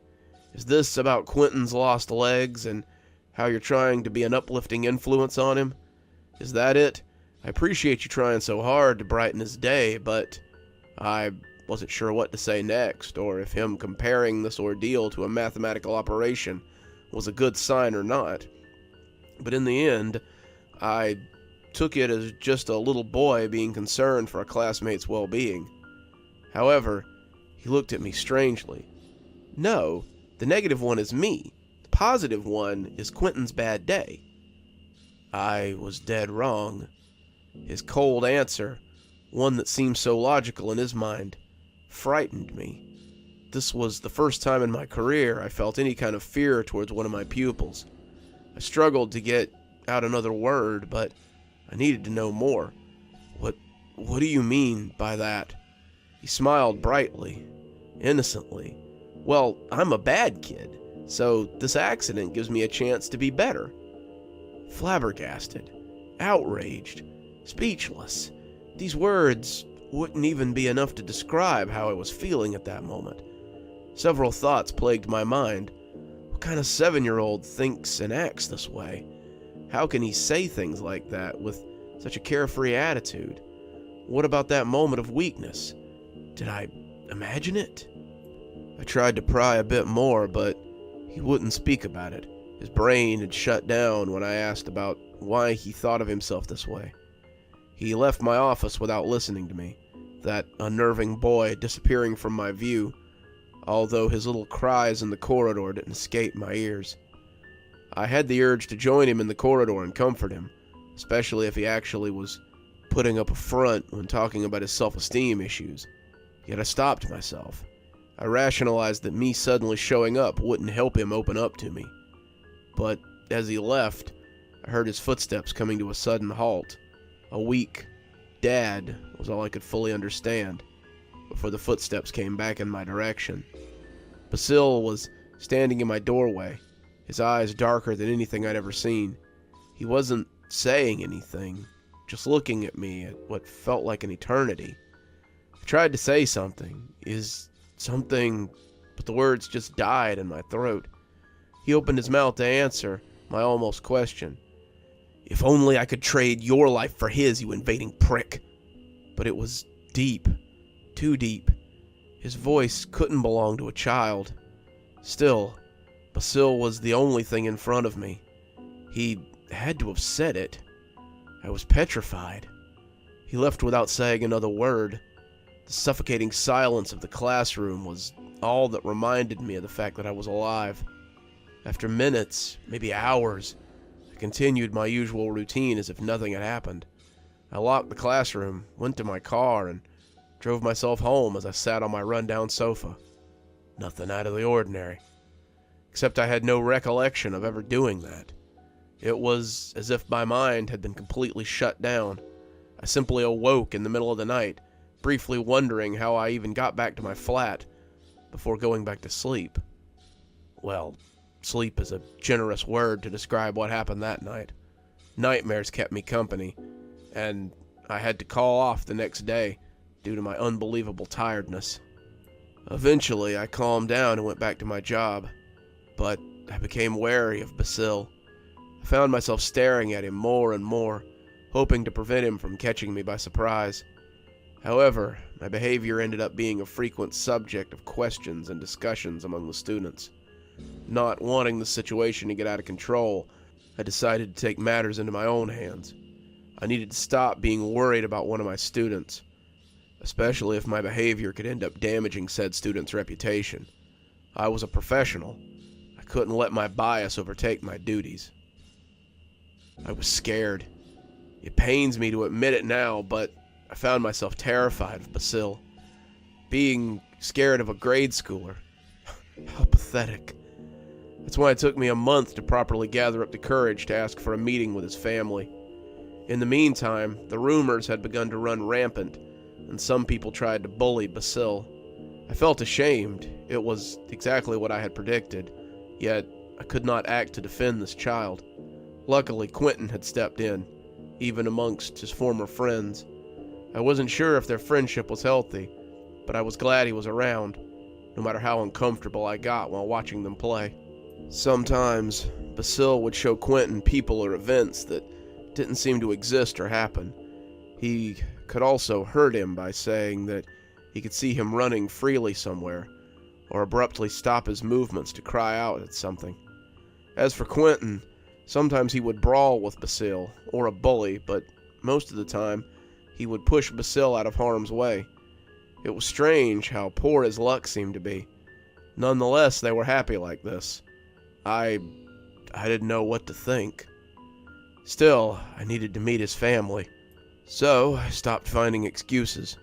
That's why 2 weeks later, I found myself at the doorstep of a small but seemingly cozy house. I was greeted by a middle-aged lady, looking slightly older than I was. She invited me in, but I found no sign of Basil, only pictures of him with a man I didn't recognize. When I asked her about her son, her face illuminated with motherly joy. "Oh, my little angel isn't here right now. He's currently playing with his new friend." I tried to get her to clarify what she meant. "Are you talking about Quentin?" She clapped her hands together. "Yes, that's his name. He's one of your students, I assume." Poor thing. She didn't add anything else, but she didn't have to. She knew about the accident. That meant I could safely bring out the topic of Basil's behavior more easily. I cleared my throat. "Yeah, Quentin's been the subject of something terrible." She cut me off before I could add anything else. "That's why I'm proud of my baby for deciding to become his friend. I was scared he would end up alone, but to hear that those two are getting along so well, it's truly a miracle." The heavy feeling in my chest came back. No point in beating around the bush. I needed to be more direct. "About that, miss, I think your son's not being a healthy support system for Quentin." Her cheerful behavior slowly faded away, being replaced by something I could only describe as saddened resignation. Her smile was still there, but much thinner, her eyes pleading me to stop talking. A faint, "Oh no," left her lips. I found it strange that his first friend was handicapped because of... I found myself insisting, pushing her to tell me why Basil is the way he is. Tears started to stroll down her face, so I reassured her. "Miss, I want to help both of these kids, but please, be honest with me. What happened to Basil? Why is he the way that he is?" Regardless of her tears, her eyes looked into mine. The sadness and fatalism were mixed together in a stare I would remember my entire life. "Basil heard his father die in a car crash while on the phone with him." Despite sitting in a chair, I felt my entire body grow heavier with each passing second. I couldn't move. Images were flashing inside my head. "Was it... I'm so sorry for your loss," I said to the woman, who was now barely holding her tears. My words were sincere, but they must have sounded so fake to someone who's still in grievance. Still, I continued to talk in hopes that I would learn more and diffuse the situation. If I'm not being too indiscreet, you already were, you idiot, I told myself. May I learn more about Basile, how he was prior to this, and how this affected him. His mother silently nodded, eyes still red, and told me everything. You see, my son has always been a secluded person with a view of the world that nobody could fully grasp. Among what you would describe, like seeing fictional persons or drawing moves on his own, are things he actually did before. Thankfully, his father did his best to connect with him, and it worked. Basile was always excited to show him his new creation or talk about his latest epiphany, but then the tragedy struck. A hiccup interrupted her tale, so I timidly tried to reassure her. If it's too hard for you, don't feel obliged to continue. She shook her head. No, I feel it's good to let everything out. Another oddity surrounding Basile is his poor luck. Whenever he tries to do something, most of the time it backfires. Some of the more superstitious members of the family even ended up thinking he was cursed. That's obviously not the case. It's ridiculous. But only my husband, his father, had the strength to protest, defend him, against them. Hearing this, a question came to me. Is that outlook on his luck one of the reasons he mostly prefers to keep to himself? She offered a weak, I don't know, as a response before saying, at least fictional characters can't hurt him. Another pause in the conversation happened, the air gradually becoming tenser and tenser. He heard everything. When I asked him to phone his father, I never expected. Her face gradually lost her color. That should have been my cue to stop prodding. But I didn't. I was foolish enough to continue. I've also seen Basile get lost in his mind, even with his new friend. He can cry or laugh about whatever he sees. Is there something other than fictional characters or famous people that he can think about? Has he ever talked to you about it? Wordlessly, his mother stood up and incited me to follow her up the stairs. A bit of a silent walk later, we arrived in the attic, where a little box stood out. It was well kept compared to the dusty furniture all around it. She opened it and took out a stack of papers. He never explicitly told me, but I've seen his drawings, she said before handing them over. I felt like I was going to cry myself. Most had little notes in the left corner, explaining when or how he saw these visions. Most were crudely drawn, but strong with emotions. Some had Quentin happily walking. Some had Basile's father cuddling him or coming to school to take him home. But others were red or black, scribbled messes. Me when Dad got hurt. Dad going elsewhere. Quentin leaving.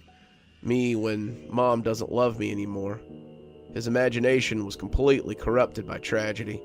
No matter how hard he tried to forget it, his subconscious would catch up. His positive daydreams would turn to nightmares. He blamed himself for everything. I could now understand what he meant, despite how twisted his -1+1 explanation sounded. He was just a kid, trying to fix his mistake after being given another chance. Although with that said, one of his drawings intrigued me more than others. It was a poorly drawn representation of himself, being held by the throat by a black figure. He haunts me. I presented it to his mother. Miss, what is that? What are you doing? It was that voice again, the voice that shouldn't belong to a child. The two of us turned around instinctively to see Basile, knife in hand, an expression of pure rage on his face. His mother tried to calm him down. Basile, snap out of it. However, instead, his eyes locked onto me, with a look of hatred so intense, he couldn't just describe it with words. He rushed at me and stabbed violently at my knee. The pain was unbelievable. Yells, blood, cries. That's all I saw before I fainted from shock. When I awoke, I was being taken by ambulance. The mother was frantically apologizing to me. I tried to reassure her, but when I saw Basile showing no remorse next to her, I couldn't bring myself to be gentler with her. My fears had come back, and his eyes haunted me to this day. What was he talking about in that drawing? Surely ghosts aren't real. However, what is it that possesses him during these violent outbursts? I think I'll never know for sure. After I recovered from my leg wound, at least as much as I could, the school administration made no concessions. Seeing that I was now forced to have a cane with me for the rest of my life, they promptly excluded Basil from school. Quentin tried to continue going to school, but the bullying and rumors were too tough even for him. He begged to be sent where Basil was. Apparently they reunited in some sort of youth re-education center. I had no idea if I should be opposed to this decision, but it didn't matter. Sadly, that's all there is to it. These conversations and drawings did give me the insight on how Basil saw the world. A lonely place that he might make friendlier, but I couldn't help him. His deep-rooted self-loathing, his general lack of focus, his obsession with Quentin. Speaking of which, neither of them showed up at the class reunion, which happened this year. According to one of their classmates, the soul who actually saw them after they went to rehab, it was better that way. Had Basil crossed a line? Had he rendered Quentin so dependent on him? Just like a lot of things in this post, I don't know. I couldn't even think or say anything when the student told me about it. So, here I am, now 48. 13 years have passed. Multiple children became my pupils, and I didn't encounter another Basil ever again. The doubts are eating me alive as I write this, for failing to offer any kind of solution, for letting this disturbing kid get away. Am I a failure as a teacher?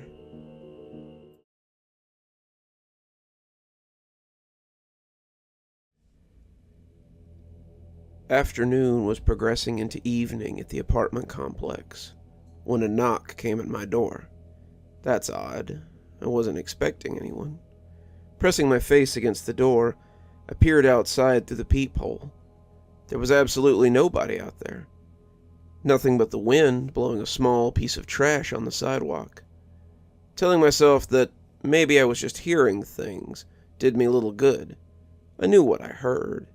Maybe it was just one of the neighbors doing something that caused a bang on the other side of the wall, and I mistook it for a knock on the door. Yeah, maybe, I thought. But deep down, I knew that didn't feel right. In any case, nobody was there, so I sat back down on the couch and unpaused the episode of the show I was watching. Ever since the pandemic lockdown shut everything a couple of years ago, my entire lifestyle had changed drastically. I stayed indoors at first out of necessity, but then as the restrictions began to ease and things started to open up and resemble something akin to normalcy, I stayed indoors out of habit. My life was binge-watching and streaming whatever shows were being pumped out, like slop into a pig trough. After some time had passed, the sun was falling closer towards the horizon outside when another knock came at my door. I heard it this time. I know I did. Unmistakable. A knock at my door. Plain as day. I jumped up and rushed across the room to peep out the little peephole on my door. There was somebody there this time. It was a pizza delivery guy, toting one of those insulated bags they use to keep the pies hot and fresh. I recognized the chain on his hat as being from one of the local ones. I'd eaten there often. Well, not there. That would imply that I ever leave my apartment. I don't leave the apartment. I meant I had eaten from there, ordering delivery that was probably more often than I feel comfortable admitting. Despite that fact, I hadn't ordered any pizza. Not today. "You got the wrong place, bud," I yelled through the door, still watching him through the peephole. He looked confused, like he either couldn't understand me or hadn't heard what I'd said. My hands went for the doorknob on instinct, but I caught it at the last second. Something wasn't right. I ordered from this place pretty often, but I'd never seen this guy. It was always the same 3 people that delivered, and he wasn't one of them. He looked plain enough, maybe too plain, too generic. I didn't order a pizza. Go away, I yelled slowly, enunciating every syllable so my words couldn't be misunderstood. It seemed that he heard me that time, looking down at the receipt taped to the side of the bag. Realization crossed his face as he realized he had the wrong apartment. Everything about it, from the realization to the pantomime of him smacking the side of his head to emphasize it, seemed forced.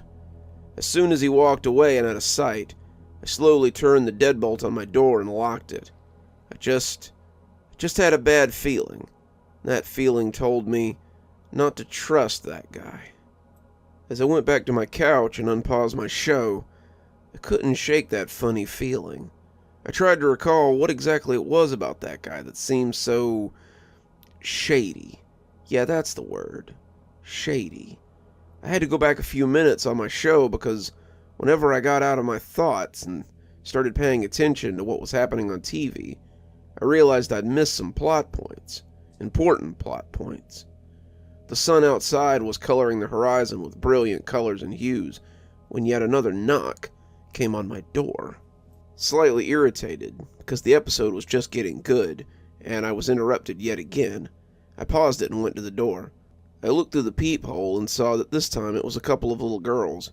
Their tan uniforms and bright red scarves with the numerous little badges dotted on them told me they were Girl Scouts. One of them had a little wagon in tow, overflowing with boxes of cookies, no doubt. As I stood there, debating on whether or not to answer, that familiar fear came creeping up my spine again. During this whole pandemic thing, I'll admit that I may have developed some new phobias. They came natural given the situation, and joined the club of my already existing and ever-growing phobias and fears. Coronaphobia, it's been termed, and it quickly became one of my biggest new fears. It's not just the fear of contracting the virus, but everything associated with it. Public places, social situations, objects, and the biggest of them all, contact with people. Like a germaphobe licking a doorknob, that chill running down my spine sent shivers throughout my nervous system as I shuddered. I physically jumped when the little girl knocked again. I had made up my mind right then and there. I'd just stay quiet, and they'd go away. They'll move on if I just leave it be. I looked through the peephole again to see them backing up their little red wagon and walking away, watching them like a hawk. As I was scanning them and noticing how generic they looked, the one pulling the wagon said, "You can't stay in there forever," as they disappeared around the corner and out of sight. What the hell did that mean? Why did they say that? Were they referring to me? I tried to brush it off. They were just kids after all. Or were they? All day long, strangers had been knocking, every single one of them trying to get me to open my door. Why? What was their plan? They all looked so shady or generic, like if you had an AI produce an image of a pizza guy or a couple of Girl Scouts. Nothing about them stood out at all, and yet because of that, everything about them stood out. Stock images, knocking at my door. I tried to calm down, and a cup of coffee helped. There was no conspiracy, and if there was, what was it? No. Every instance had a perfectly good explanation. The first knock, probably just some kid playing ding-dong ditch. The second, it was a new delivery guy that had misread the apartment number on the ticket. The third one, innocent little Girl Scouts selling cookies to raise money for some annual trip or something. All obviously perfectly good examples. I've got to stop reading so much into these mundane occurrences. I mean, that's what my psychologist says, that I have a tendency to run with my delusions, whatever that means. Now that I think about it, though, Dr. Johnson looks pretty generic too, and that name, Johnson, most generic of all names. I don't think I'll be contacting him on Zoom anymore. Those pills he prescribed me didn't even work. I mean, they kind of worked, but only because they made me feel so sluggish and sleepy. It's hard to be delusional when you feel like a zombie all day.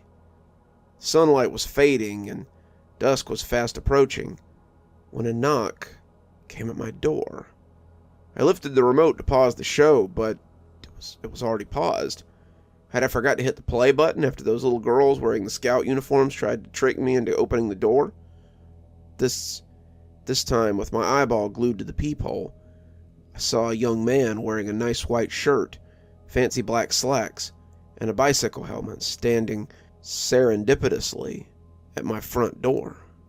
There was a bike parked on the sidewalk behind him. The smile on his face was polite and non-threatening.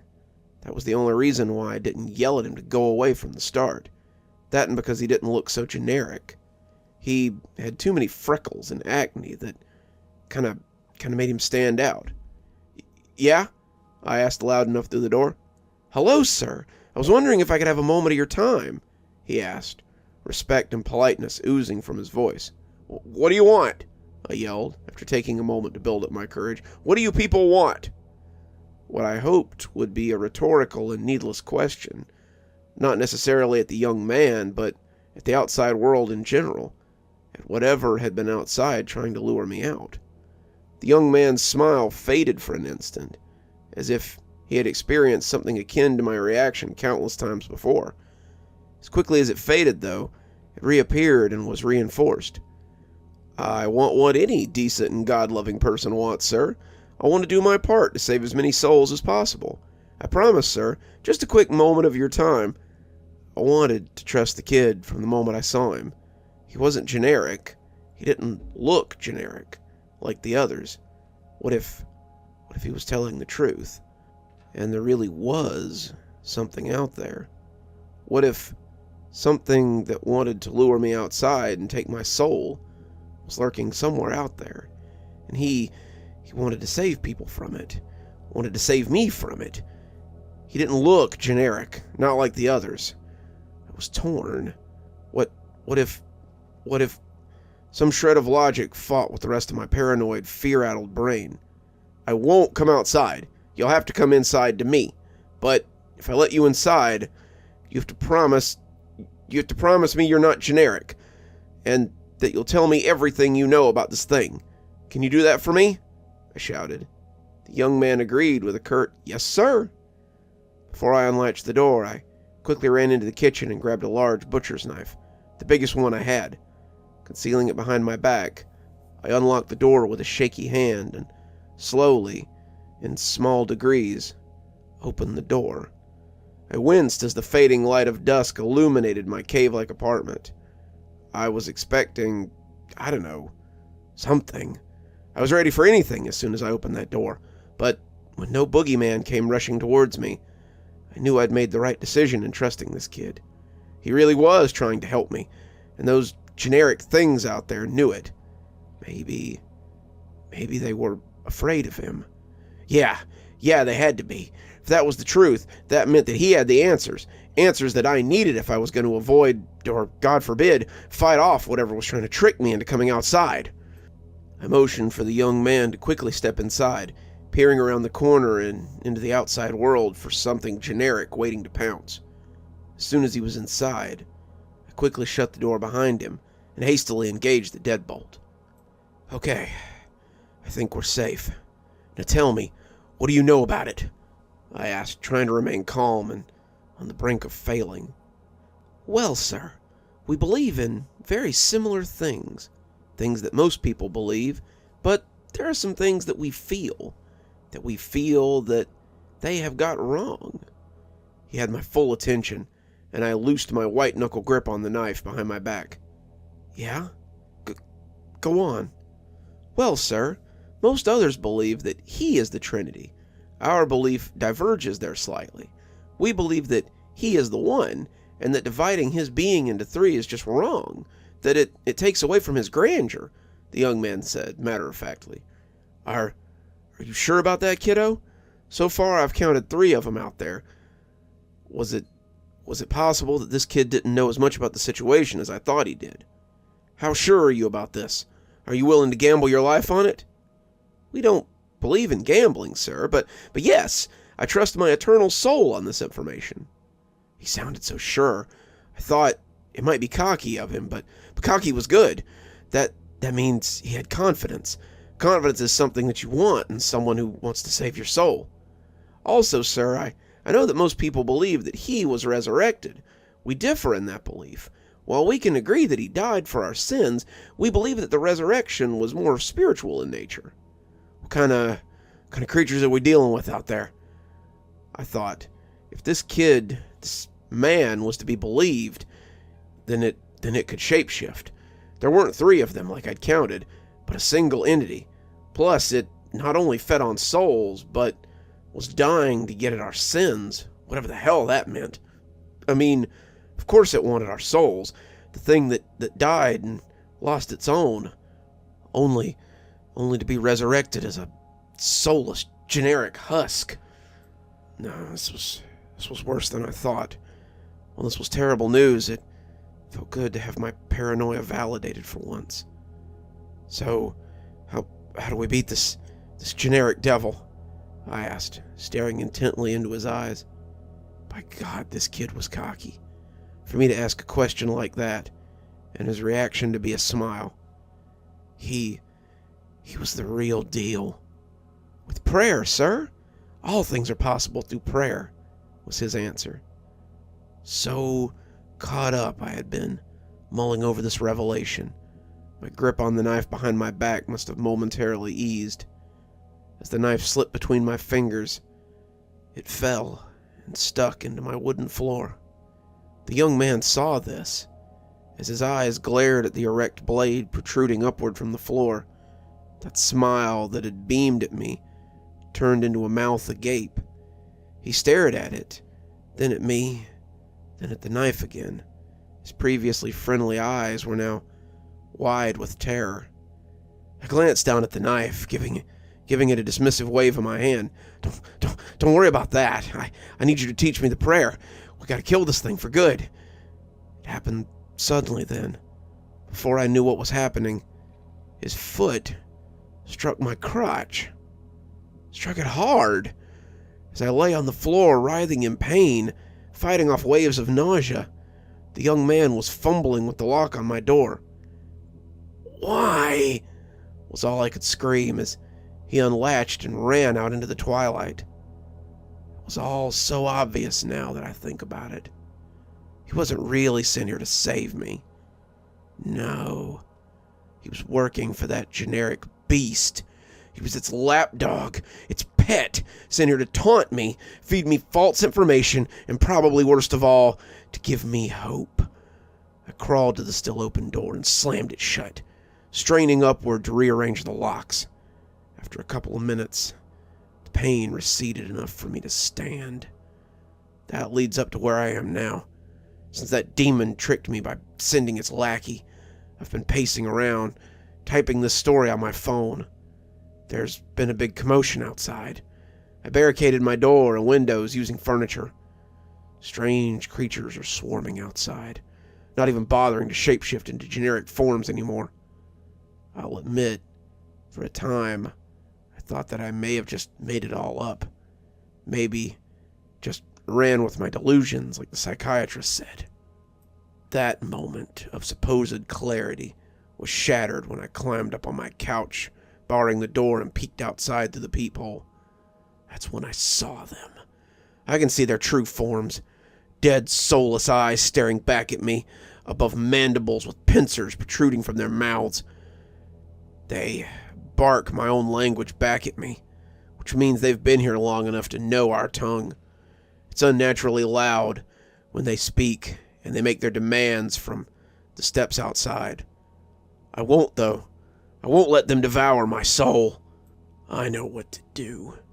I still have the knife, and once I send this, I'll do it. Night falls outside, and there are many, many knocks on my door. Loud knocks. They've got some sort of device. They're wielding it and attempting to bash in the door. If you get a knock and look out the peephole, if the people are strange and look too generic, don't open your door.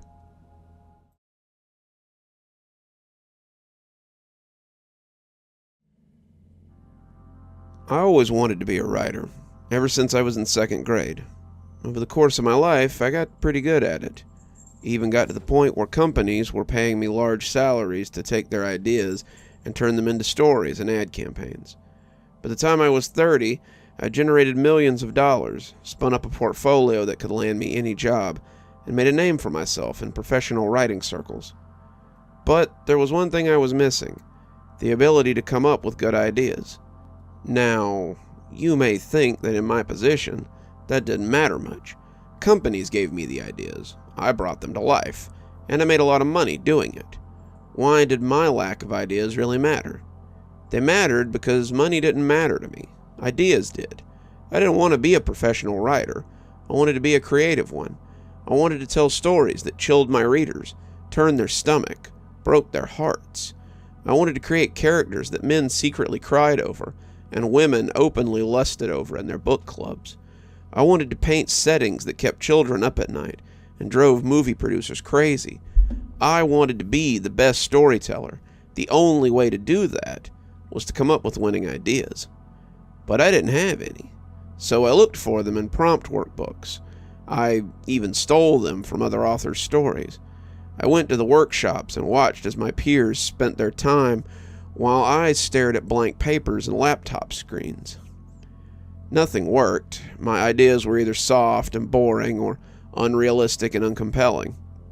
Nothing that I conceived begged to be brought to life on the page, and when I forced them out, they always seemed to droop over as if they were empty bags without skeletons or muscles. They were husks without any of the human stuff that held a real person up. Unlike me, they didn't even have the disappointment or self-pity to stand on their own. I was 35 when my pathetic inability to come up with ideas finally overwhelmed me. I didn't remember exactly what caused it, but I was on my way home from yet another writing workshop with the local Writers Guild when I decided that my life had grown meaningless. I was going home to craft a story, and if I couldn't do it, I was going to take my own life. That, I decided, was at least a creative story that someone would remember. You might suspect that the ultimatum gave me a sense of fear, but for the first time in my life, something clicked.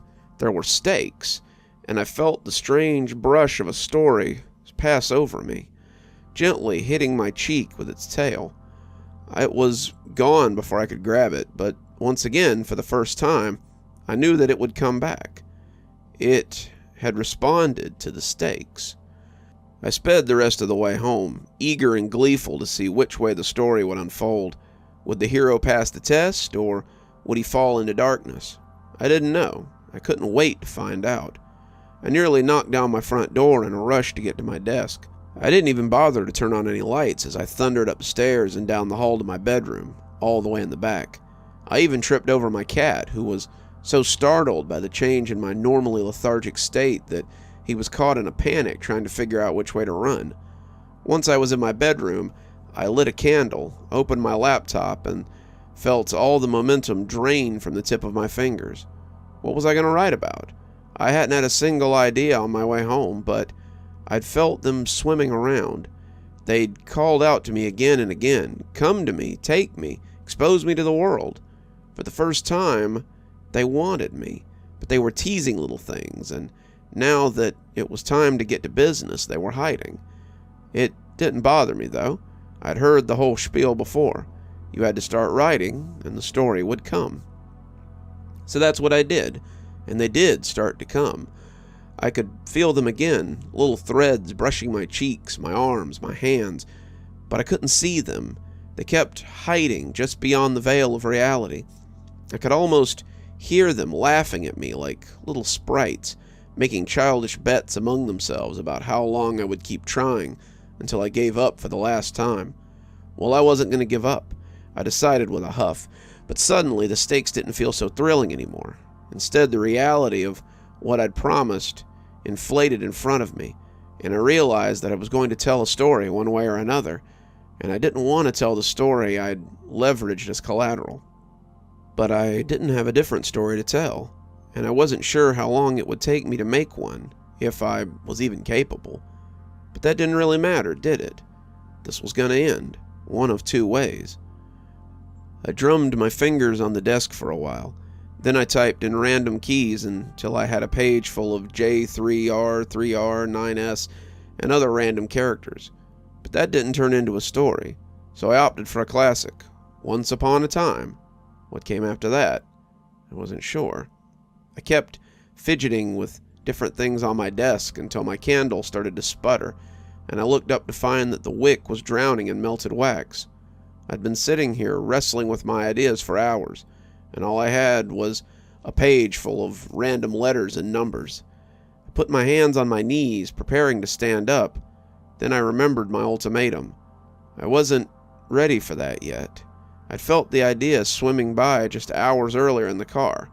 This was my chance to pin them down, and I wasn't about to get up, no matter how bored or hungry or thirsty or hopeless I felt. Plus, I didn't particularly want to die. I'd just said it because it felt story-like, and I hoped it would kickstart my creativity. With that in mind, I settled back down and tried to start my first sentence. I wrote, deleted, wrote again until I lost count. Finally, I had a first sentence when my eyes were starting to seriously droop, and the yawn became more and more frequent. I looked at my watch. It was 2 o'clock in the morning, far past my bedtime, but I was starting to feel it again, the wisp of a story thread brushing my cheek. I had a first sentence, and it was time to get to work. I kept writing. The progress was faster than ever before. By 4 a.m. I had 2 pages. By 5 I had half of another. But by 5:15 I was starting to slow down. My head was bobbing back and forth, and every few minutes I would wake up, surprised that I'd fallen asleep. I tried my best to look at the screen, but it was blurry.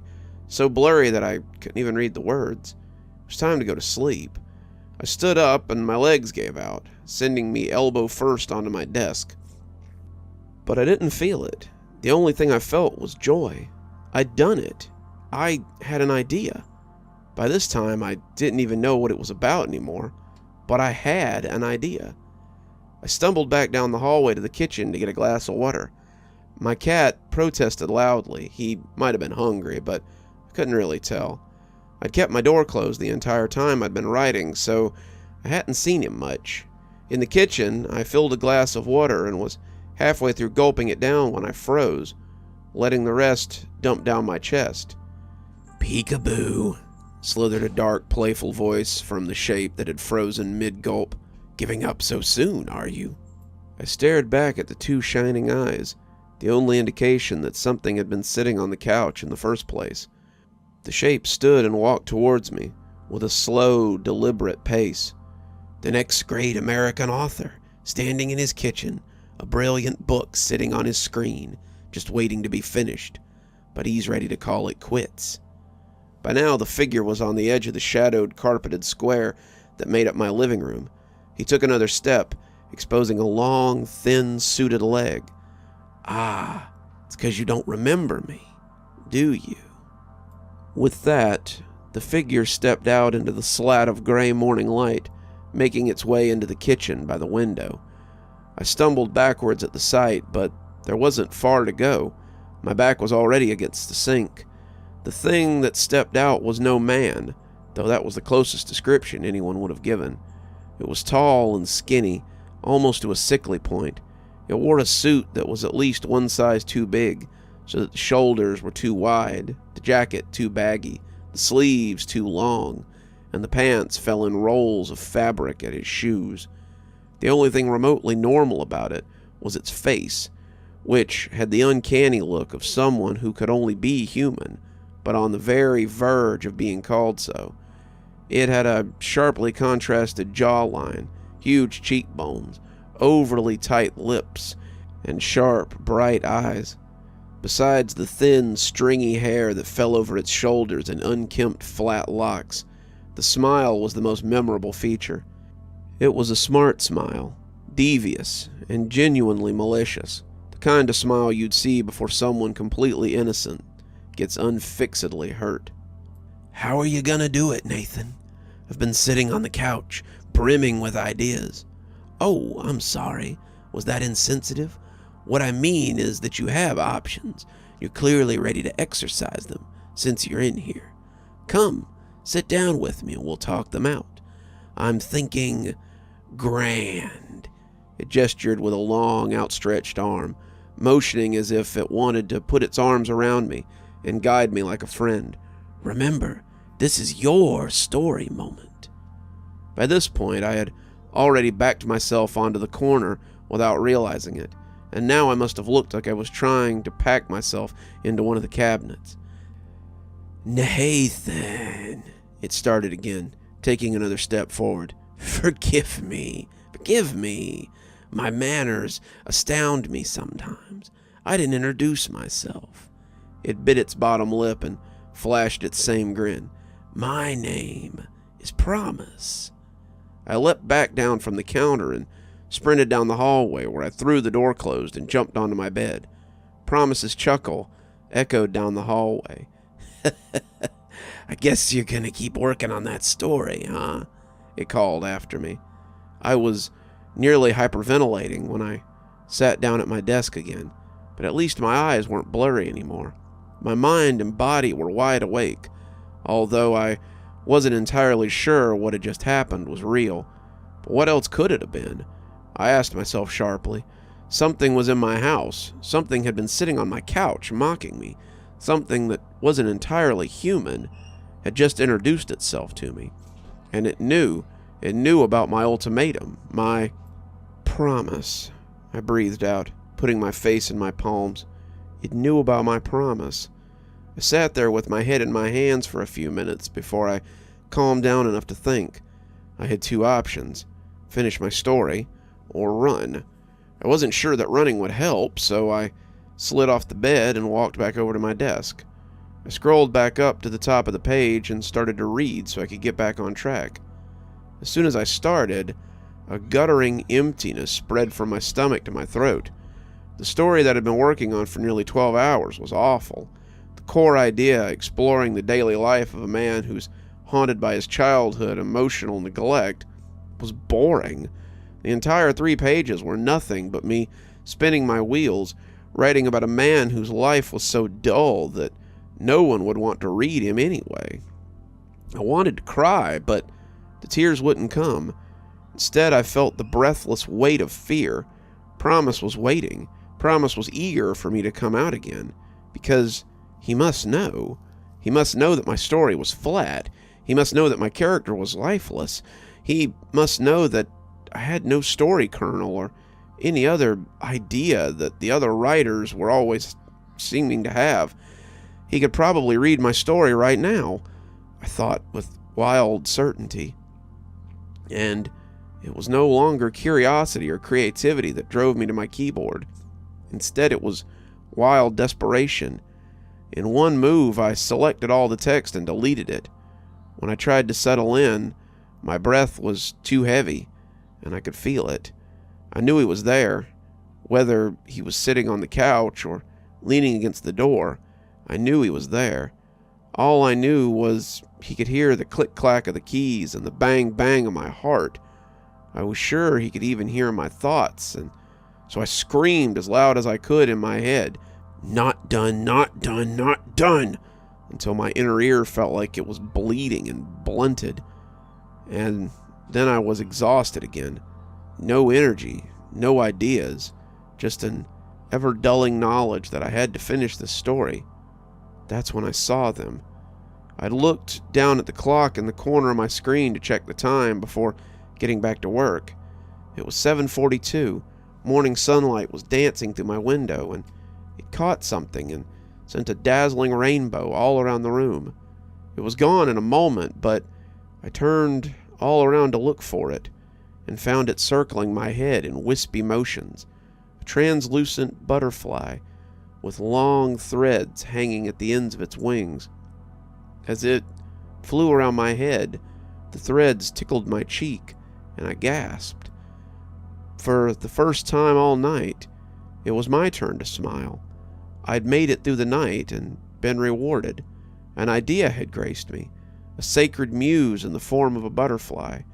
My smile grew, and suddenly there were more flashes of light, more and more swimming in the air, catching the sunlight and sending dazzling refracted rainbows of light all around the room, directly into my eyes. So this was what it was like, So many of them at once, at least 50 ideas kissing my head with their threads. I'd waited my entire life. I'd prayed for this, sacrificed for this, but clearly I'd never sacrificed enough.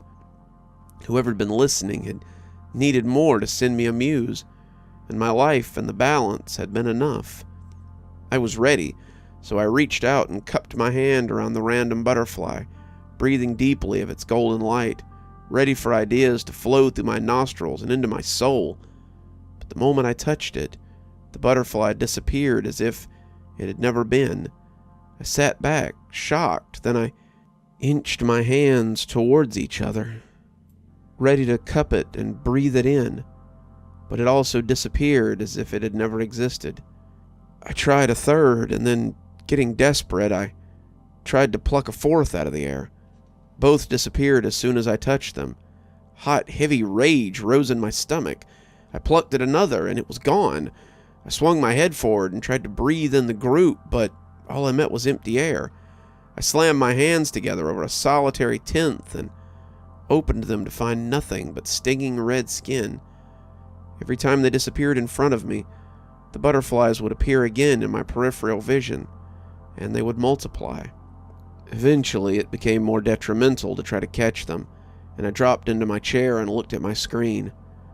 By then, I could barely look at it for all the bright butterflies circling my head, but I had to. I hadn't forgotten who was out there, waiting in the shadows of the curtains I'd left drawn over the windows.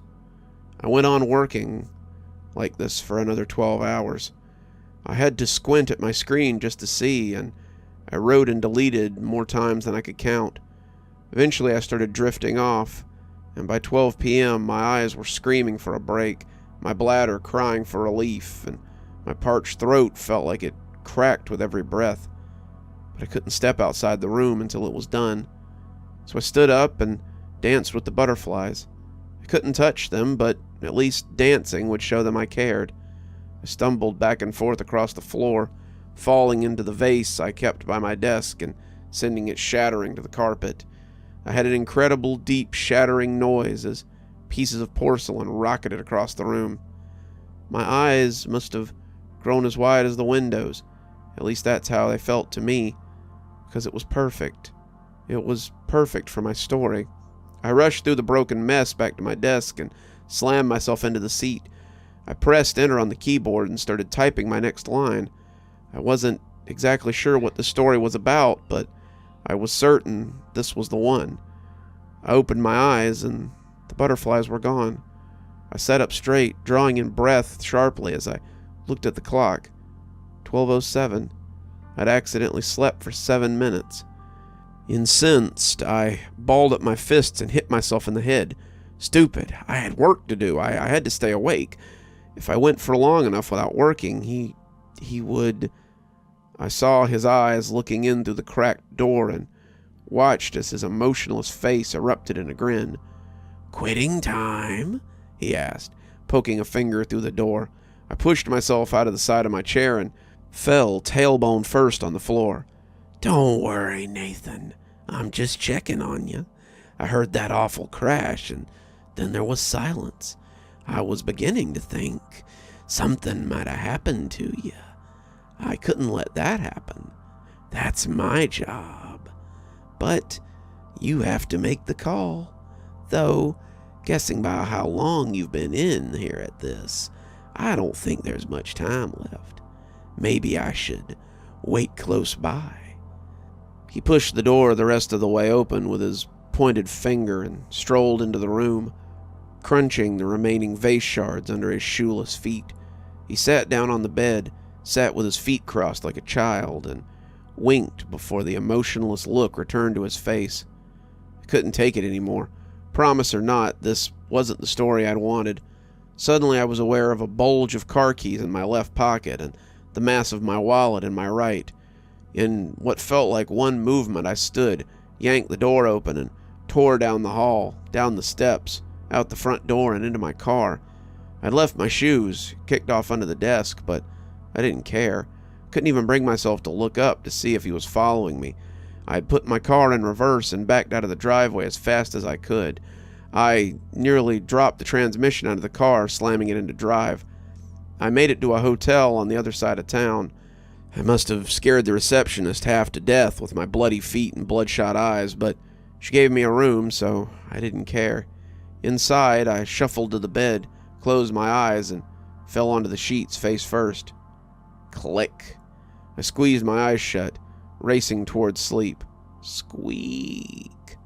I was almost there. I could feel reality falling and twisting away, but I wasn't fast enough. All out of ideas, he crooned. I reluctantly opened my eyes to find his mere inches away from mine.